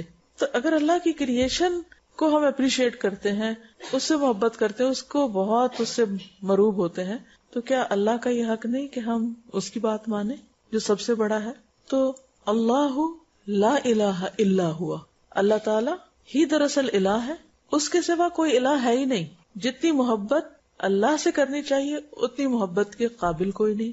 جتنی عظمت یعنی بڑائی ہمارے دل میں اللہ کی ہونی چاہیے, ایسی بڑائی کسی اور کی نہیں ہونی چاہیے. ہم سب کو غور کرنا چاہیے, سوچنا چاہیے کہ کیا اپنے اندر جھانک کے دیکھنا چاہیے, محسوس کرنا چاہیے کیا واقعی ہمارے اندر اللہ سبحانہ و تعالیٰ کی ایسی محبت ہے, کیا سب سے بڑا ہم واقعی اسی کو سمجھتے ہیں. تو اللہ لا الہ الا ہوا, مگر وہی, کوئی الہ نہیں مگر وہی دراصل الہ ہے. کون؟ اللہ. تو یہ جو ہے لا الہ الا اللہ ہم عام طور پر کہتے ہیں نا, اصل میں یہ وہی کلمہ ہے, لیکن یہاں تاکید کے لیے اللہ کا لفظ پہلے آیا ہے کہ اللہ لا الہ الا ہو. تو اس میں سارے الہوں کو نگیٹ کر دیا گیا ہے ایکسپٹ اللہ سبحانہ و تعالیٰ. کیوں؟ اللہ کے سوا کسی اور کی عبادت کیوں نہیں کرنی چاہیے, کوئی اور معبود کیوں نہیں, کیا وجہ ہے؟ اللہ تعالیٰ نے اس آیت الکرسی میں یہی تو بتایا ہے کہ کسی اور کی عبادت کیوں نہیں کرنی چاہیے, صرف اللہ کی کیوں کرنی چاہیے. کیونکہ اللہ تعالیٰ کی جو صفات ہیں, اللہ تعالیٰ کی جو ذات ہے اور اس کی جو صفات ہے, اس جیسی نہ کسی کی ذات ہے نہ کسی کی صفات ہے, نہ اس جیسے کمالات ہیں کسی کے اندر اور نہ اس جیسی خوبیاں, وہ صرف اسی کے اندر ہیں. تو سب سے پہلے کون سی ہے؟ الحی, پھر ہے القیوم. الحی ایور لیونگ, ہمیشہ ہمیشہ زندہ رہنے والا. القیوم پروٹیکٹر, سسٹینر, قائم رکھنے والا. دنیا میں جو کچھ بھی ہے اسی کے دم سے ہے. اگر کسی کے پاس زندگی ہے تو وہ بھی اسی نے دی ہے, اگر کسی کے پاس کوئی طاقت ہے تو اسی نے دی, اگر کسی کے پاس کوئی اختیار ہے تو اسی نے دیا. سب کچھ اسی سے ملتا ہے. تو یہ دو نام جو ہیں اللہ تعالیٰ کے, ان کو اللہ کے ناموں کو کیا بولتے ہیں؟ اسماء حسنی, الاسماء الحسنی. تو یہ دراصل مین آپ یہ کہنا چاہیے کہ اللہ تعالیٰ کی مین صفات ہیں. ایک ہوتا ہے نا کہ جنرل کوالٹیز, لیکن یہ بہت ہی بنیادی قسم کی کوالٹیز ہیں کیونکہ یہ اس کے کمال پر دلیل ہے. اللہ کے سوا کوئی ایک ہستی بتائیے کہ جو ہمیشہ زندہ رہے, جو ہمیشہ سے اور ہمیشہ باقی رہے, ہے کوئی؟ کل من علیہا فان ویبقى وجہ ربک ذو الجلال والاکرام. اسی طرح اللہ کے سوا کوئی ہستی ایسی نہیں کہ جو خود زندہ ہو تو بھی کسی بھی طرح دوسروں کو قائم رکھ سکے, دوسروں کے لیے سہارا بن سکے, کیونکہ سب ویک ہیں. آپ جس کا بھی سہارا لیتے ہیں, آپ دیکھیں کہ بچپن میں بچے ماں باپ کا سہارا لیتے ہیں, لیکن بہت دفعہ ایسا ہوتا ہے کہ ماں باپ یہ بیمار پڑ جاتے ہیں یا فوت ہو جاتے ہیں یا کسی وجہ سے چھوڑ دیتے ہیں. ابھی کل ہی مجھے کوئی بتا رہا تھا کہ ینگ کپل, 2 بچے چھوٹے چھوٹے, ایک شاید 2 سال کے اور ایک شاید 3-4 مہینے یا کچھ ایسے, بہت ہی چھوٹے بچے. ماں فوت ہوگی اچانک, اب باپ بالکل ینگ سا لڑکا ہے, وہ ہر ایک کو کہتے ہیں یہ بچے لے لو, میں نہیں رکھ سکتا, ظاہر ہے اور شادی کرے گا. اب وہ بالکل معصوم بچے ہیں, ماں فوت ہو چکی ہے. اب وہ فیملی اور جو رحم کھانے والے لوگ ہیں وہ سوچ رہے ہیں کہ کوئی ہے جو ان بچوں کو لے لے. کیا کوئی اتنی آسانی سے اپنے بچے دیتا؟ نہیں دیتا. کوئی ماں اپنے بچے کو دے گی؟ اگر ماں زندہ ہو اس وقت تو اپنا بچہ کسی کو ہاتھ بھی نہ لگانے دے. ماں خود تکلیف اٹھاتی ہے اور بچے کو آرام دیتی ہے. دنیا میں جتنی بھی محبتیں ہیں ان سب کے اندر جیلسیز آ جاتی ہیں, ان سب کے اندر مقابلے بازی آ جاتی ہے، ان سب کے اندر ڈیلز آ جاتی ہیں. تم نہیں کرتے مجھ سے محبت تو میں بھی نہیں کرتی. لیکن ماں اور بچے کی محبت ایسی ہوتی ہے کہ جس میں کوئی کسی قسم کی ڈیل نہیں ہوتی. صرف واحد رشتہ ایسا ہے پیرنٹس کا جو یہ چاہتا ہے کہ ہمارا بچہ ہم سے زیادہ اچھا بنے. دنیا میں کوئی اور رشتہ ایسا نہیں کہ جو یہ چاہے کہ تم مجھ سے زیادہ اچھے بن جاؤ. عام طور پر آپ دیکھیں کہ جیسے دو دوست ہوتے ہیں یا ہسبینڈ وائف ہوتے ہیں یا بہن بھائی ہوتے ہیں، اور بہن بھائیوں کے آپس میں کتنی بھی بنتی، کتنی بھی دوستی، کیا کوئی بہن بھائی یہ چاہتا ہے کہ میرا بھائی مجھ سے آگے نکل جائے؟ نہیں چاہتے نا. یہ صرف ماں باپ ہوتے ہیں جو ہمیشہ یہ کہتے ہیں کہ ہمارے بچے ہم سے آگے نکل جائے، اور اگر نکل جائے تو خوشی سے بتاتے ہیں یہ ہمارا بچہ ہے، ہمارا بیٹا ہی، یہ میں اس کی ماں ہوں. تو یہ اللہ سبحانہ وتعالیٰ کا ایک بہت بڑا کرم ہے، بہت بڑی نوازش ہے کہ اس نے ہمیں انسانوں کے حوالے نہیں کیا. وہ ایک ماں نہیں 70 ماں سے بڑھ کے پیار کرتا ہے. ماں مر سکتی ہے، اللہ تعالیٰ ہمیشہ زندہ رہتا ہے. مائیں چھوڑ جاتی ہیں، اللہ تعالیٰ اپنے بندے کو نہیں چھوڑتا. الحی القیوم. اس کی زندگی کیسی زندگی ہے؟ کامل. ہمیں جو زندگی ملی ہے یہ کیسی ہے؟ ناقص، تھوڑے عرصے کے لیے، پھر ہم سب کو فوت ہو جانا ہے. وہ ایسی زندگی رکھتا ہے جس میں موت ہے ہی نہیں. حی لا یموت پڑھتے ہیں کبھی آپ؟ حی لا یموت، زندہ ہے جو کبھی بھی نہیں مرے گا. ازلی ہے، ابدی ہے، اول ہے، آخر ہے. تو اس سے کیا پتہ چلتا ہے کہ اس کے پاس زندگی کا کمال ہے، یعنی زندگی اپنی کامل شکل میں ہے. تو جس کی زندگی کامل ہو اس کا علم بھی کامل ہوگا، سب سے زیادہ ہوگا. اس کی قدرت بھی کامل ہوگی، اس کی سمع اور بصر بھی کامل ہوگی. اگر ہم سنتے ہیں دیکھتے ہیں تو ہماری سمع و بصر ناقص ہے تو ہم اللہ کا مقابلہ نہیں کر سکتے. کوئی اور ہستی نہیں کر سکتی، کیونکہ جتنے بھی دیکھنے والے ہیں وہ کیسے دیکھتے ہیں؟ تھوڑی دیر دیکھتے ہیں، پھر نظر کمزور رہتی، پھر اینک لگاتے، پھر اینک بھی کام کرنا چھوڑ دیتی. لیکن اللہ سبحانہ وتعالیٰ وہ تو لمحے بھر کے لیے ان کو اونگ بھی نہیں آتی کہ وہ آنکھ بند کرے، وہ دیکھنے سے غافل ہو. اسی طرح سننے سے، کیونکہ جب ہم سونے لگتے تو ہمارے کان بند ہو جاتے، چاہے شور ہوتا رہے ہمیں نہیں سنتا پھر. تو اس لیے اللہ سبحانہ وتعالیٰ زندہ ہے، قائم رہنے والا ہے، قائم رکھنے والا ہے. تو ہمیں کیا کرنا چاہیے؟ اسی کی عبادت کرنی چاہیے، اسی پر بھروسہ رکھنا چاہیے. پھر آپ دیکھیے کہ اللہ سبحانہ وتعالیٰ کے جتنی بھی صفات ہیں یا جتنے بھی اللہ کے نام ہیں، اللہ کے نام جو ہیں وہ دراصل اللہ تعالیٰ کی صفات ہیں. اس کے برعکس ہم مخلوق کے جو نام ہوتے ہیں وہ ہماری صفات نہیں ہوتی. مثلاً اگر میرا نام فرحت ہے تو ضروری نہیں کہ میں ہر وقت خوش ہی رہوں، یا مجھے دیکھ کر لوگوں کو خوشی ہو ہمیشہ. انہیں غصہ بھی آ سکتا ہے، وہ جیلس بھی ہو سکتے ہیں، کچھ بھی ہو سکتا ہے. لیکن اللہ سبحانہ وتعالیٰ کے جو نام ہیں وہ اس کی صفات ہیں، وہ ایسے ہی نہیں نام رکھ دیے گئے. باقی تمام چیزوں کے نام کس طرح رکھتے ہیں ہم؟ کیسے رکھتے ہیں نام؟ جو نام اچھا لگتا ہے، کول لگتا ہے، کوئی نیا لگتا ہے، انوکھا لگتا ہے. بہت سے لوگ تو یہ زحمت ہی نہیں کرتے کہ میننگ بھی جانے، پھر جب رکھ بیٹھتے ہیں پھر کوئی کہتے ہیں یہ کیا نام رکھا، اس کا تو مطلب ہی ٹھیک ہے، پھر نام چینج کرتے رہتے. لیکن اللہ سبحانہ تعالیٰ کے نام ایسے نہیں ہیں. اس کے سارے نام صفاتی ہیں اور ان ناموں سے اس کی پہچان ہوتی ہے. وہ اس کی کسی نہ کسی خاص صفت، اس کے کمال، اس کی معرفت، اس کے بارے میں ہم کو بتاتے ہیں. اب آپ دیکھیے کہ جب بھی آپ اللہ کا کوئی نام پڑھیں تو دو چیزیں ذہن میں رکھیں. ایک یہ ہے کہ اس کے بارے میں نالج ہو ہمیں کہ اس کا مطلب کیا ہے. الحی کا کیا مطلب ہے؟ جیسے میں نے بھی آپ کو بتایا کہ زندگی اور کامل زندگی اور جس میں کوئی موت ہے ہی نہیں. ٹھیک ہے نا؟ تو یہ تو ہمیں پتہ چل گیا. تو اس کے بعد پھر جب ہم جان لیں کہ اللہ تعالیٰ ایسے ہیں تو دوسری چیز ہے کہ پھر ہمیں کیا کرنا چاہیے، ہمارا کیا معاملہ ہونا چاہیے، ہمارا سلوک کیا ہونا چاہیے، اس کے مطابق ہمارے طرز عمل میں کیا تبدیلی آنی چاہیے. جب ہم یہ جان لیں کہ اللہ ان اللہ حی لا یموت، اور اللہ کے سوا سب مرنے والے اور کوئی بھی باقی نہیں رہے گا. Nobody will remain on this earth. Even after 50 years, 100 years, all of us will be gone away. کوئی بھی باقی نہیں رہے گا. تو پھر ہمیں کیا کرنا چاہیے، ہمارا کیا معاملہ ہونا چاہیے؟ اس زندگی کو صحیح طور پر استعمال کرنا چاہیے اور اپنے آپ کو اللہ کے حوالے کرنا چاہیے. مثلاً اللہ تعالیٰ اہل جنت کو کیسی زندگی دیں گے جو کبھی ختم نہیں ہوگی. تو اللہ سے وہ زندگی مانگنی چاہیے ہم کو. وہ آتا نا ایک حدیث میں کہ جنت ایسی جگہ ہے کہ جہاں تم کبھی بیمار نہیں ہو، تمہیں کبھی موت نہیں آئے گی، کیونکہ موت کو ذبح کر دیا جائے گا. نبی صلی اللہ علیہ وسلم جب رات کو سونے کے لیے آتے تو ایک دعا پڑھتے تھے، اللہم لک اسلمت وبک آمنت وعلیک توکلت وإلیک انبت وبک خاصمت اللہم انی اعوذ بعزتک لا الہ الا انت ان تضلنی انت الحی الذی لا یموت والجن والانس یموتون. کبھی یہ دعا پڑھی ہے، مانگی ہے، سنی ہے؟ اللہم لک اسلمت، اللہ میں تیرے ہی لیے اسلام لایا، کوئی اور نیت نہیں. وبک آمنت، تجھ پر ہی میں ایمان رکھتا ہوں. وعلیک توکلت، تجھ پر میں بھروسہ رکھتا ہوں. والیک انبت، اور تیری ہی طرف میں رجوع کرتا ہوں. وبک خاصمت، اور تیرے ہی نام کے ساتھ میں جھگڑتا ہوں، دفاع کرتا ہوں اپنا. اللہم انی اعوذ بعزتک، اے اللہ میں تیری عزت کی پناہ چاہتا ہوں، اس کی پناہ میں آتا ہوں. لا الہ الا انت، تیرے سوا کوئی الہ نہیں. کس بات سے پناہ لیتا؟ ان تضلنی، کہ تو مجھے بھٹکا دے. یعنی میں تیرے پاس آتا ہوں تو مجھے پناہ دے، تیرا سہارا مجھے ملے کہ میں کہیں بھٹکوں نہیں. انت الحی، تو زندہ ہے. الذی لا یموت، جو کبھی نہیں مرے گا. والجن والانس یموتون، اور جن و انس سارے کے سارے مر جائیں گے. مسلم میں یہ حدیث آئی ہے. ٹھیک ہے، بہت خوبصورت دعا ہے کہ اللہ میں اپنے آپ تیرے حوالے کرتا ہوں، تجھ پر ایمان رہتا ہوں، تجھ پر بھروسہ کرتا ہوں، اور تیرے ہی پاس سے مٹ کے آتا ہوں کہ اللہ میں جو بھٹکنا نہیں ہے تو مجھے بھٹکنے سے بچا لینا، کیونکہ تو زندہ ہے اور باقی سب مر جائیں گے. سمجھ آ رہی کنیکشن کس طرح اللہ سے بنتا ہے آیت الکرسی کے ذریعے، کہ اللہ زندہ ہے اور باقی سب نے مر جانا ہے.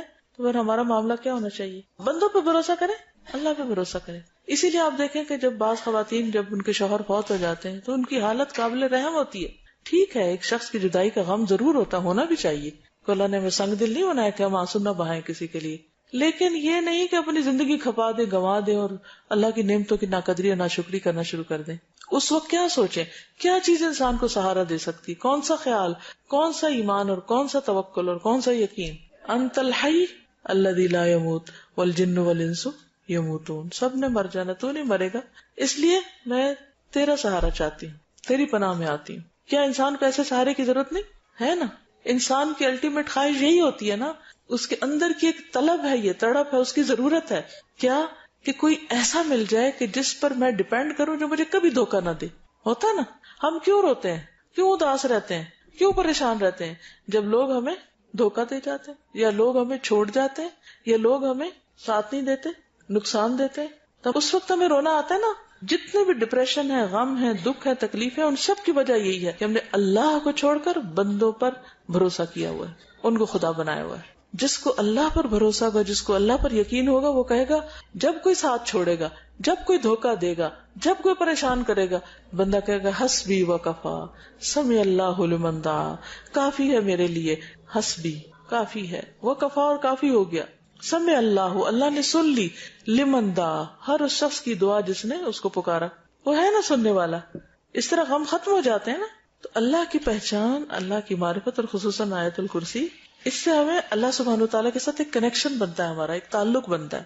پھر قیوم ہے، قیوم کا لفظ ہے نا، یہ قام یقوم سے کھڑے ہونا، 3 جگہ پر آیا ہے قرآن پاک میں، سورۃ آل عمران میں، سورۃ طٰہٰ میں. اللہ سبحانہ وتعالیٰ کے معاملے میں قیوم کا کیا معنی ہے؟ کہ وہ جو سیلف ایگزسٹنٹ ہے، خود قائم ہے، کسی کے سہارے پہ نہیں کھڑا. اپنی مخلوق میں سے اسے کسی کا سہارا نہیں چاہیے، ہر چیز سہارا لے کے کھڑی ہوتی، اور سب اس پر سہارا لے رہے ہیں، سب اس پر بھروسہ کرتے ہیں، سب اس پر ڈیپینڈ کرتے ہیں. ٹھیک ہے نا. He doesn't need anybody. He is independent, self-existent. جبکہ everyone else، ہر دوسرا شخص depends on him، اس پر ڈیپینڈ کرتا ہے. یہ فرق ہے، سمجھ آئی؟ اب جس کو یہ پتا چل جائے کہ اللہ القیوم ہے اور ساری مخلوق اس پہ سہارا لے رہی ہے، تو پھر ہمیں کیا کرنا چاہیے؟ اپنے ہر معاملے میں ہمیں بھی اللہ پہ بھروسہ کرنا چاہیے، اللہ کی طرف رجوع کرنا چاہیے، اور مخلوق سے اپنے دل کو منقطع کر لینا چاہیے، اور اس سے دعائیں مانگنی چاہیے. قرار آ جائے گا، خوشی آئے گی دل میں جب یہ پتا چل جائے کہ میرا ہے، کوئی ہے میرا. دیکھیں کہ جب انسانوں کے بارے میں آپ سوچتے ہیں نا، تو پھر آپ کہتے ہیں اچھا اس نے فلاں وقت میں یہ کہا تھا، اس نے یہ کیا تھا میرے ساتھ، اس نے یہ زیادتی کی تھی، اس نے.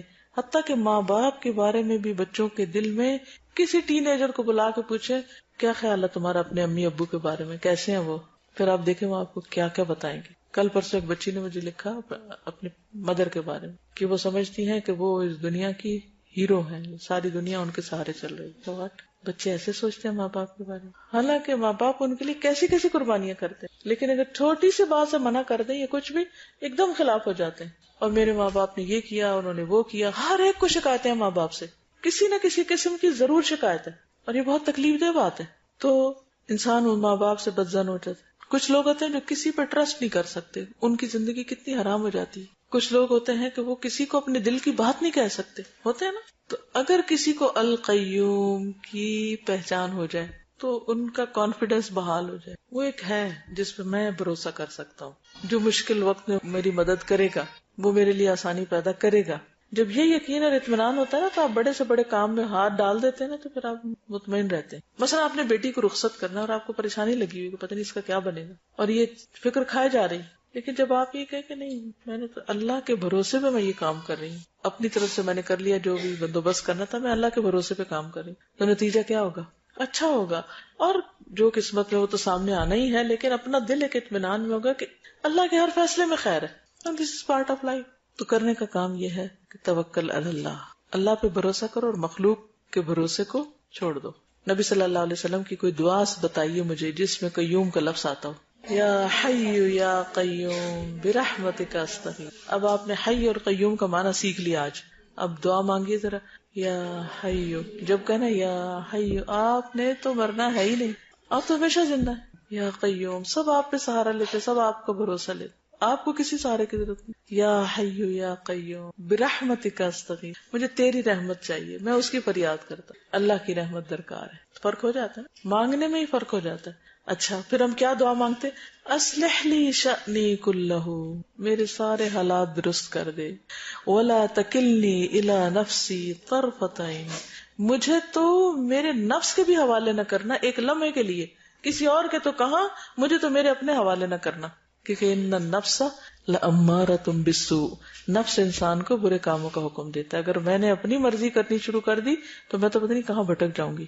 یعنی do not leave me to myself, total reliance upon اللہ سبحانہ و تعالیٰ. اس سے کتنا فرق پڑ جاتا ہے طرز زندگی میں، کتنی آسانیاں ہو جاتی ہیں. پھر ہم دنیا میں جو کام کرتے ہیں پھر آٹومیٹکلی ہمارے اندر اطاعت اور فرما برداری آتی ہے. ناٹ ریئلی، لیکن نفس پر شیطان آ کے تو وہاں ٹریگر کرتا ہے. اصل ویک پوائنٹ ہے نا وہ جگہ، وہ ہمارا ویک پوائنٹ ہے جہاں سے وہ پھر ہمارے اندر انٹر ہو جاتا ہے. دیکھیں یہ ہمارے اندر کی جو کیفیات ہیں ان کے مختلف حصے ہیں. ایک میں خواہشات ہوتی ہیں جہاں سے شیطان آتا ہے، ایک وہ ہے کہ جو انسان کے لیے ایک رکاوٹ بنتا ہے، اس کو روکتا ہے یہ کرو یہ نہ کرو، جس کو ہم عقل کہتے ہیں. خواہشات کہاں ہوتی ہیں؟ دل میں ہوتی ہیں. عقل کے لیے عام طور پہ ہم دماغ کا لفظ استعمال کرتے ہیں. تو جب انسان اللہ کے اوپر بھروسہ کرتا ہے، اللہ کی طرف جاتا ہے، اس پہ ریلائنس کرتا ہے اور اس کے دامن پکڑتا ہے، تو پھر وہ اسٹرانگ ہوتا ہے اور اپنی خواہشات اور اپنے نیگیٹیوٹی اور ان سب چیزوں سے بچتا ہے.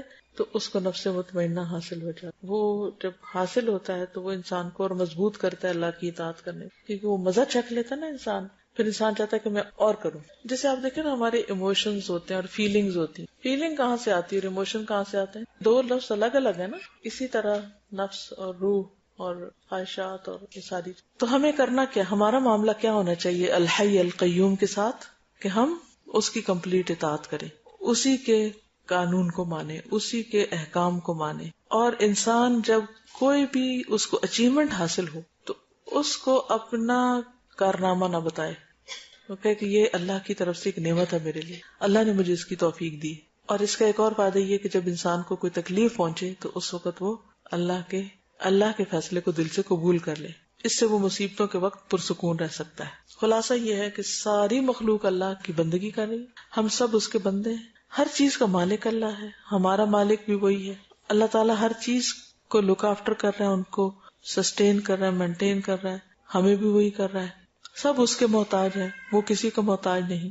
ہمارے لیے لازم ہے کہ اس کی عبادت کریں اور اس کے ساتھ کسی اور کو شریک نہ کریں. آج کے لیے میرے خیال اتنا ہی کافی ہے. نیکسٹ ویک ہم لا تأخذہ سنۃ ولا نوم کر لیں. اب کوئی سوال ہو آپ کا تو کر لیجیے، ورنہ میں اجازت. انہوں نے کامنٹ کیا تھا کہ ہمیں پوری طرح یقین نہیں ہوتا اللہ کی باتوں پہ. ایک تو آپ نے کلاس میں سیکھ لیا، اب آپ گھر جائیں گے تو بچوں سے بات کریں گے، ہسبینڈ سے کریں گے، دوست کے ساتھ فون پہ کریں گے، ایک دوسرے سے ڈسکس کریں گے.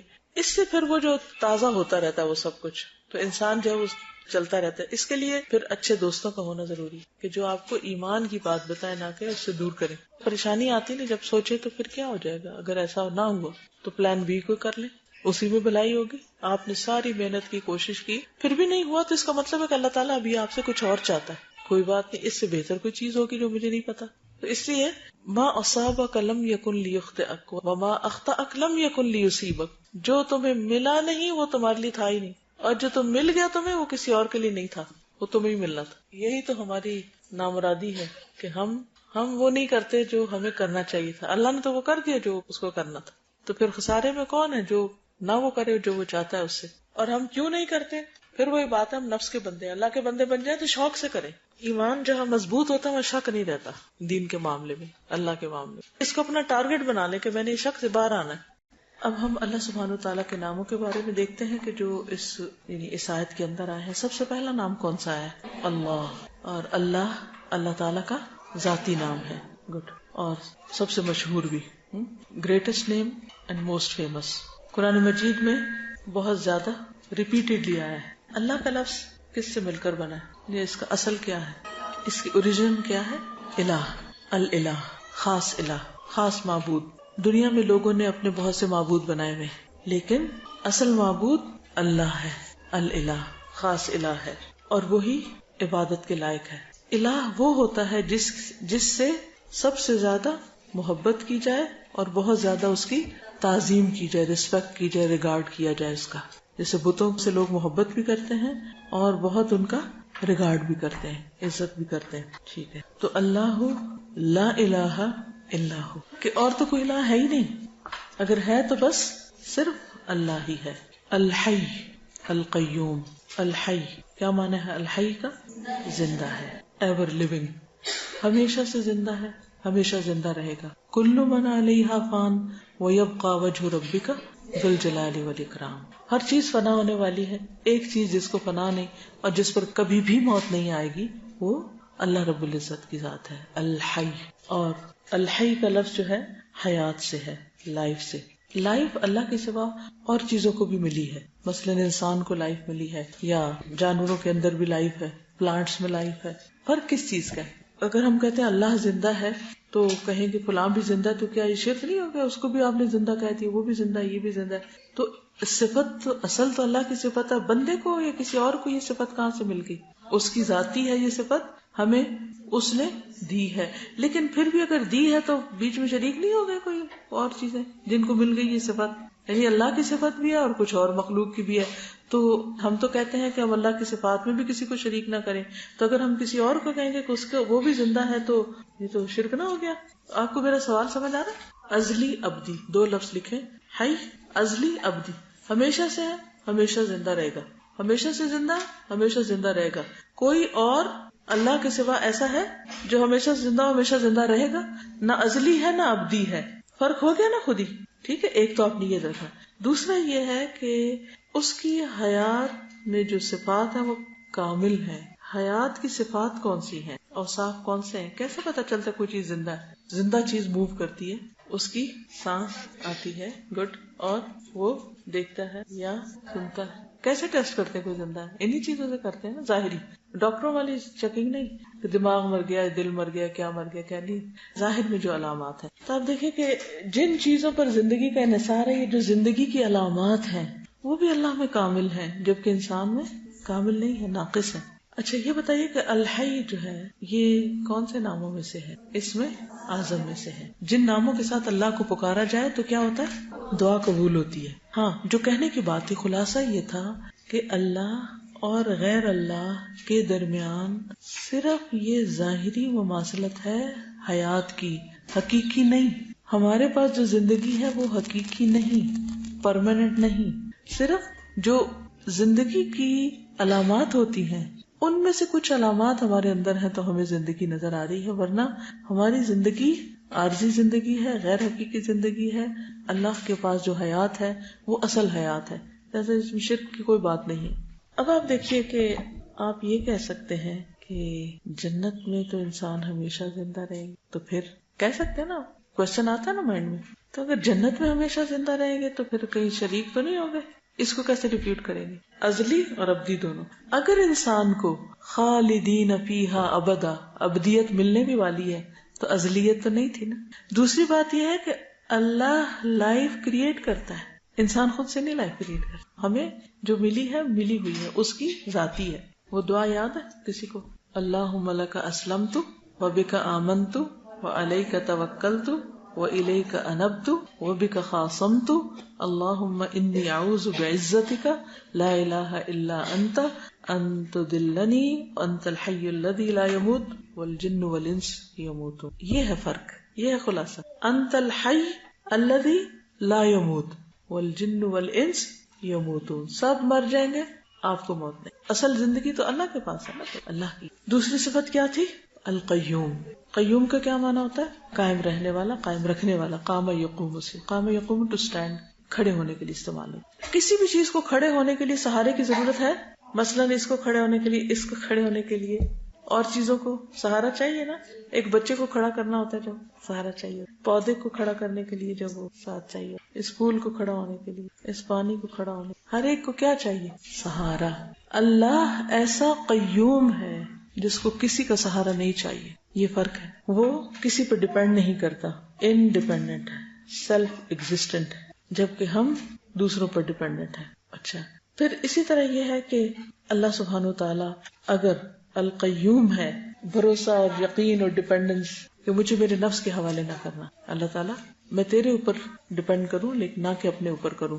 اور وہ دعا بھی مانگتے نا، یا حی یا قیوم برحمتک استغیث اصلح لی شأنی کلہ ولا تکلنی الی نفسی طرفۃ عین. صرف پلک جھپنے کی دیر بھی میں اپنے اوپر ڈیپینڈ نہ کروں، اپنے اوپر ریلائے نہ کروں، اپنے اوپر سہارا نہ لوں کہ میں کر لوں گی، یا میرے اندر ہے، یا میرے پاس ہے، یا میری طاقت ہے. کچھ بھی ہے، ہدایت ہے تو اللہ دیتا ہے، رزق ہے تو اللہ دیتا ہے، زندگی دے تو اللہ دیتا ہے، قائم رکھے ہوئے تو اللہ رکھے ہوئے. یعنی میں اپنی ہر چیز میں اس کی محتاج ہوں. ٹھیک ہے، تو اللہ لا الہ الا هو الحی القیوم. قرآن پاک میں بھی ہمیں کہا گیا نا، وتوکل علی الحی الذی لا یموت. یہ ایک اور چیز یاد رکھیے کہ یہ دونوں صفات ساتھ ساتھ کیوں آ رہی؟ الحی القیوم ساتھ ساتھ کیوں؟ کیونکہ جو زندہ ہے وہ قائم ہے، وہ زندگی دینے والا ہے، وہ قائم رکھنے والا. قیوم میں صرف قائم رہنے کا معنی نہیں، قائم رکھنے کا معنی بھی ہے. ٹھیک ہے، اور اسی سے پھر توکل کی بات ہم نے سیکھی کہ جب وہ قائم رکھے ہوئے تو ہم ڈیپینڈ اس سٹینڈ پہ نہ کریں، اس پہ نہ کریں، اس پہ نہ کریں. اچھا، ایک ہوتا ہے ہمارے مادی وجود. مثلاً اب مجھے اٹھنا ہے نا، تو میں کیسے اٹھوں گی؟ کس کا سہارا لوں گی کھڑے ہونے کے لیے؟ اس کا سہارا لوں گی. یہ میرے مادی وجود کو اس کی ضرورت ہے. ٹھیک، لیکن میں صرف میرا یہ بینگ نہیں ہے، اس کے اندر بھی ایک ہے، میری روح بھی ہے. اور کیا ہے؟ اندر میری روح ہے نا، دل دماغ ہے نا، میری سوچ نیت ارادہ ہے نا. تو ایسی صورت میں مجھے کیا کرنا چاہیے؟ اس کو بھی کسی سہارے کی ضرورت ہے یا نہیں؟ مشکل وقت میں کسی کی ضرورت ہے کہ میں کسی پر ڈیپینڈ، کوئی میرے کام آئے، کوئی میری مدد کرے. اس صورت میں کیا کرنا چاہیے؟ تو ہمیں قرآن مجید میں سکھایا گیا وَتَوَكَّلْ عَلَى الْحَيِّ الَّذِي لَا يَمُوتُ. اس پر توکل کرو جو زندہ ہے اور جس کو آگے کیا ہے؟ لَا تَأْخُذُهُ سِنَةٌ وَلَا نَوْمٌ. نہ اس کو اونگ آتی ہے اور نہ نیند آتی ہے. نیند ہماری ویکنس ہے کہ نہیں؟ ہم نیند کے آگے بے بس ہو جاتے ہیں یا نہیں؟ ہو جاتے ہیں. کوئی شخص ذرا تھوڑی دیر کے لیے سوچئے، کوئی شخص کتنا بھی بریو کیوں نہ ہو، کتنا بھی اسٹرانگ کیوں نہ ہو، کتنا بھی طاقتور کیوں نہ ہو، پاورفل کیوں نہ ہو، کوئی بھی کیوں نہ ہو، کوئی اسکالر ہو، کوئی بادشاہ ہو، کوئی کچھ بھی ہو، جب نیند آتی ہے تو کیا ہوتا ہے؟ بیٹھا رہتا ہے، لیٹنا پڑتا ہے. ہم سب سے زیادہ اکڑ میں کب ہوتے ہیں؟ جب ہم کھڑے ہوتے ہیں. اس سے کم جب ہم بیٹھ جاتے ہیں. اور اس سے کم لیٹنا کس چیز کا سمبل ہے؟ عاجزی کا. جو لوگ سجدہ نہیں بھی کرتے نا، وہ بھی ان کو لیٹنا پڑتا ہے. جب کشتی میں پہلوان پچھاڑتا ہے تو کیا کرتا ہے؟ لٹا دیتا ہے نا. تو گویا نیند ہمارے لیے کیا ہے؟ پہلوان ہے جو ہم کو ہر روز ہرا دیتی ہے. ہر روز ہماری حقیقت ہمیں یاد دلاتی ہے کہ ہم بہت کمزور انسان ہیں. اور کچھ لوگ تو اگر وہ 8, 9, 10 گھنٹے نہ سوئے تو کام ہی نہیں کر سکتے. یہ اور بھی زیادہ ویکنس ہے. یعنی کچھ آپ نے دیکھا ہوگا جو جتنے اسٹرانگ ہوتے ہیں یا مینٹلی اسٹرانگ ہوتے ہیں تو ان لوگ وہ اتنے کم سوتے ہیں. تھوڑا سا بھی سو کے ان کی وہ بہت کام کر لیتے ہیں. آپ کسی ایسے شخص کو جانتے ہیں جو 2 گھنٹے سوتا ہو؟ بس 1 یا 2 گھنٹے سوتا ہو. ڈاکٹر ذاکر نائک تھوڑا سا بھی سوتے ہیں ان کو کافی ہو جاتی ہے. وہ نہیں. دنیا میں اور لوگ بھی ہیں کہ جو کم سوتے ہیں اور وہ اتنا سونا بھی. ہم اس دفعہ جب عمرے پر تھے نا تو وہ الحمدللہ ہر روز تراویح ایک ہی جگہ پر ہوتی تھی ہماری. تو وہ تراویح کے آس پاس کچھ نہ کچھ باتیں بھی ہوتی تھی. خیر ان کی تھوڑی بیچ میں طبیعت خراب ہوئی تو ڈاکٹر نے کہا کہ آپ اتنا آرام کیا کریں, اس وقت کھانا کھایا کریں. تو وہ کہتے ہیں کہ مجھے موت سے نہیں ڈراؤ, اگر میں مر بھی گیا تو مجھے اس بات کی فکر نہیں, کیونکہ میں نے عام شخص اپنی زندگی کے اتنے گھنٹے استعمال کرتا ہے روزانہ, تو اگر میں عام لوگوں کی نسبت 6 گھنٹے یا 4 گھنٹے بھی روز زیادہ استعمال کرتا ہوں تو آلریڈی میری لائف دوسروں کے مقابلے میں زیادہ ہے. اگر کسی نے 40 سال کام کیا ہے تو میں نے اس کے مقابلے میں 50 آلریڈی کر لیا ہے، کیونکہ میں اتنے گھنٹے کم سوتا ہوں. اصل میں ہماری زندگی کیا ہے؟ جب ہم جاگ کے کچھ کر رہے ہوتے ہیں، اور جب ہم کچھ کر نہیں رہے تو سو رہے ہوتے ہیں، تو وہ تو مرے ہوئے ہوتے ہیں. وہ تو موت کے برابر ہے نا. نیند کیا ہے؟ موت کی بہن. تو اس میں وہ تو کچھ نہیں کر رہے ہیں، گویا ہم ہے ہی نہیں دنیا میں.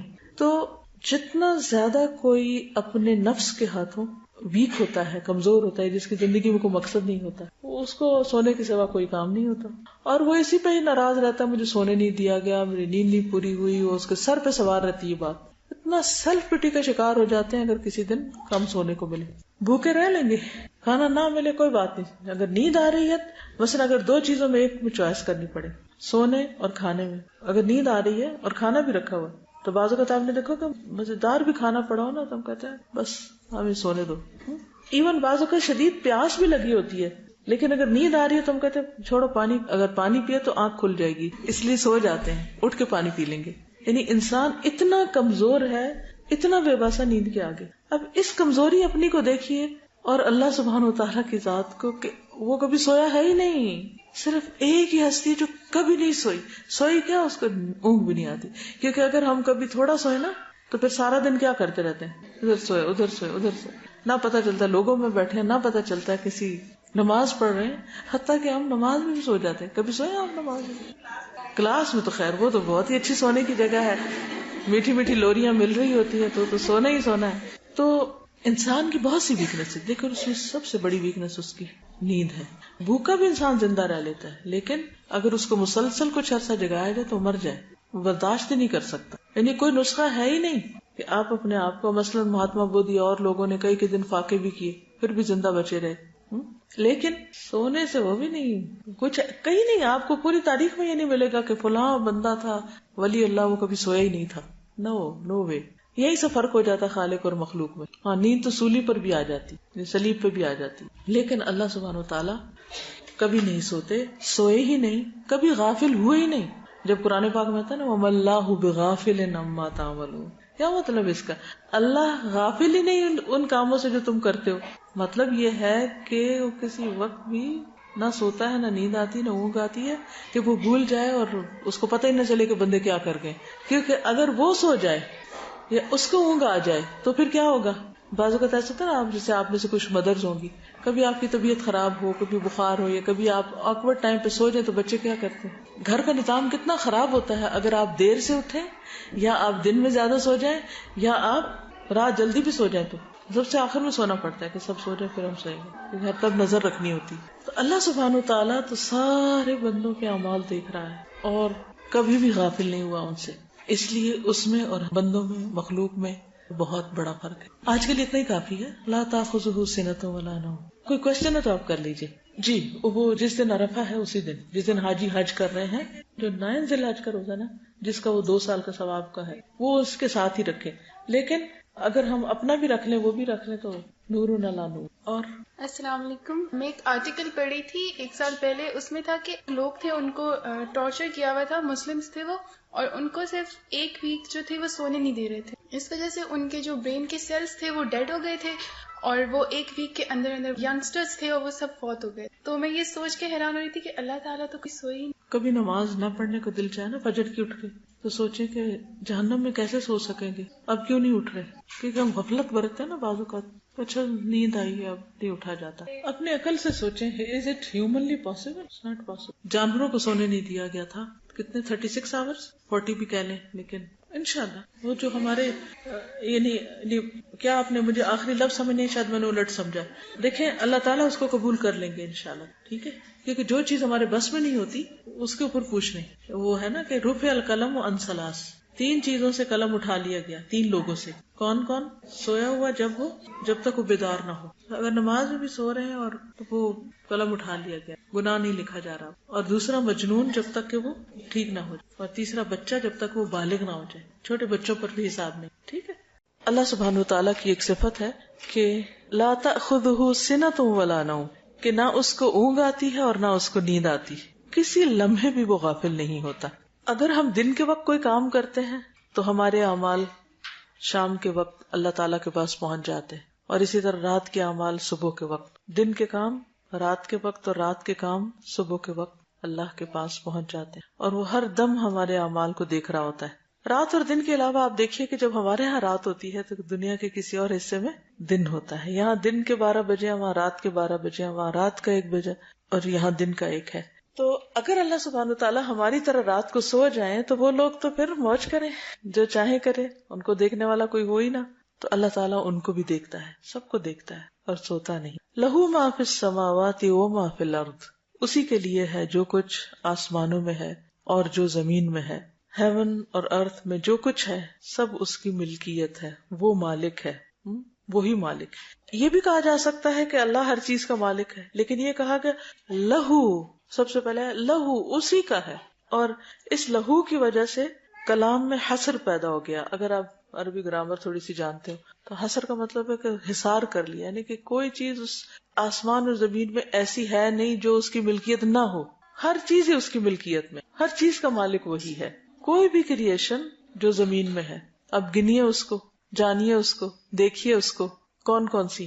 آپ میں سے کوئی اسکول ٹیچر ہیں، بچوں کو آپ اینیمل کنگڈم کے بارے میں بتاتے ہیں، کتنے قسم کے اینیملز ہوتے ہیں، 4 لیگڈ، کرال کرتے ہیں، ایمفیبینز. یعنی اگر آپ صرف ان کے گروپس ہی دیکھیں نا، ان کے گروپ نیم ہی کو دیکھیں، انڈیویجولس کو نہ دیکھیں، گروپ نیمز، حیرت ہوتی ہے کہ ان کی ڈفرنٹ جو ان کی اقسام ہیں اور ان کی شکلیں ہیں اور ان کی کلرز ہیں اور ان کے سائزز ہیں اور ان کے کام ہیں، اور پھر ان کی فوڈ مختلف طرح کی، اور ان کی عقل گم ہو جاتی ہے کہ اتنی ورائٹی ہے، اتنی ورائٹی. باقی میں جو مدرز ہیں انہوں نے بچوں کو ہوم ورک کرائے ہوں گے اور پتہ ہوگا کہ جب انہیں ایگزامز میں یاد کرنی ہوتی ہیں ٹرمز، تو ان کو ٹرمز بنا کے نہ یاد کروایا کرے بچوں، ان کو اللہ کی کریشن بنا کے دکھایا کرے کہ یہ دیکھیں یہ کس طرح بنایا اس نے، یہ اس کا اور اس کا فرق بتائیں. ان کی آوازیں پھر ملٹی ڈائمینشنل فیچر جو ہیں وہ دکھایا کرے. کسی بھی چیز کو جب ڈیفائن کرنا ہوتا ہے تو اس کا رنگ، کلر، سائز، قسم، اس کی عادتیں، اس کا بہت ساری جو اس کی خصوصیات ہیں ان سب کے ساتھ، یہ سب کچھ کس کا ہے؟ جس نے پیدا کیا، obviously جو ان کا کریٹر ہے اسی کا ہے، ہمارا نہیں ہے. ہم تو جانتے بھی نہیں ان کو. اگر ہم جانتے نہیں تو ہم مالک کہاں سے ہو سکتے؟ مالک بھی نہیں ہو سکتے. لہو ما فی السماوات و ما فی الارض. میں نے زمین کی بات حالانکہ آسمانوں کی پہلے ہے، زمین کی میں نے پہلے اس لیے کی ہے کہ زمین ہماری کلوزسٹ ہے، اس پہ بہت سی چیزیں ہم دیکھتے بھی ہیں. آسمان کی چیزیں تو ہم میں سے کسی نے کوئی دیکھی نہیں، سوائے اس کے جو سامنے ستارے سیارے نظر آتے ہیں، دیٹس اٹ. اس سے پیچھے کیا 7 آسمانوں کے ذکر آتا ہے، کس نے 7 دیکھے؟ اور پھر ان 7 پر کیا کچھ ہے؟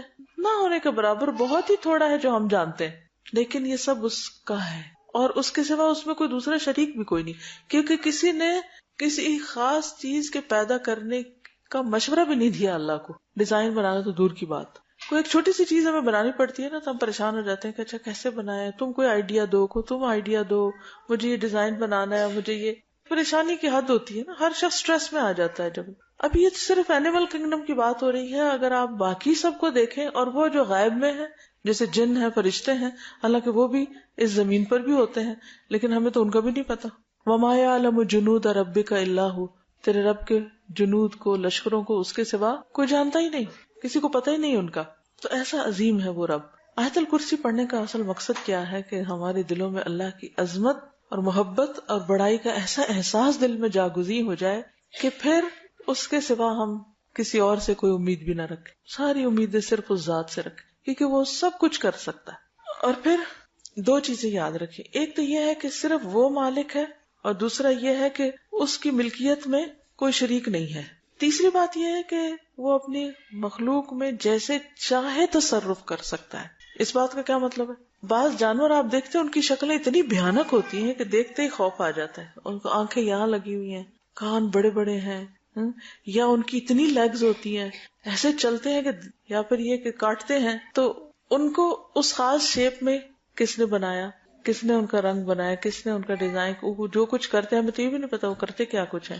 تو اللہ تعالیٰ اپنی مخلوق میں جیسے چاہے تصرف کر سکتا ہے. مثلاً چاہے ان میں چینج کر سکتا ہے، ان کو یوز کر سکتا ہے. مثلاً یہ انگوٹھی میری ہے، میں چاہوں تو اس انگلی میں پہنوں، چاہوں تو اس میں پہنوں، چاہوں تو نہ پہنوں، چاہوں تو پھینک دوں، چاہے تو توڑ دوں، چاہے تو بیچ دوں، چاہے تو کسی کو گفٹ دے دوں. یہ سارے کیا ہے؟ ایک انگوٹھی، لیکن اس کے ساتھ کئی قسم کے سلوک ہو سکتے ہیں. ان میں سے کوئی ایک سلوک میں جو چاہوں کروں. کوئی کیا مجھ سے پوچھ سکتا ہے کہ او آپ نے اپنی انگوٹھی پہنی ہوئی کیوں نہیں؟ یا فلاں کو کیوں دے دی ہے، بیچ دی، کیوں بیچی؟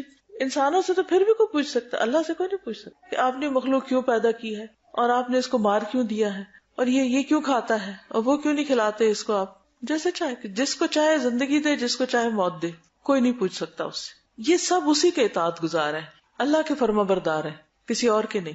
اسی لیے آپ نے دیکھا ہوگا کہ جانوروں کی کچھ حدیں ایسی ہوتی ہیں کہ آپ جو مرضی کر لیں انہوں نے وہی کرنا ہے. مثلا کچھ جانوروں کی دم جو ہوتی ہے وہ ٹیڑھی ہوتی ہے، جو مرضی کر لیں اس نے سیدھا نہیں ہونا.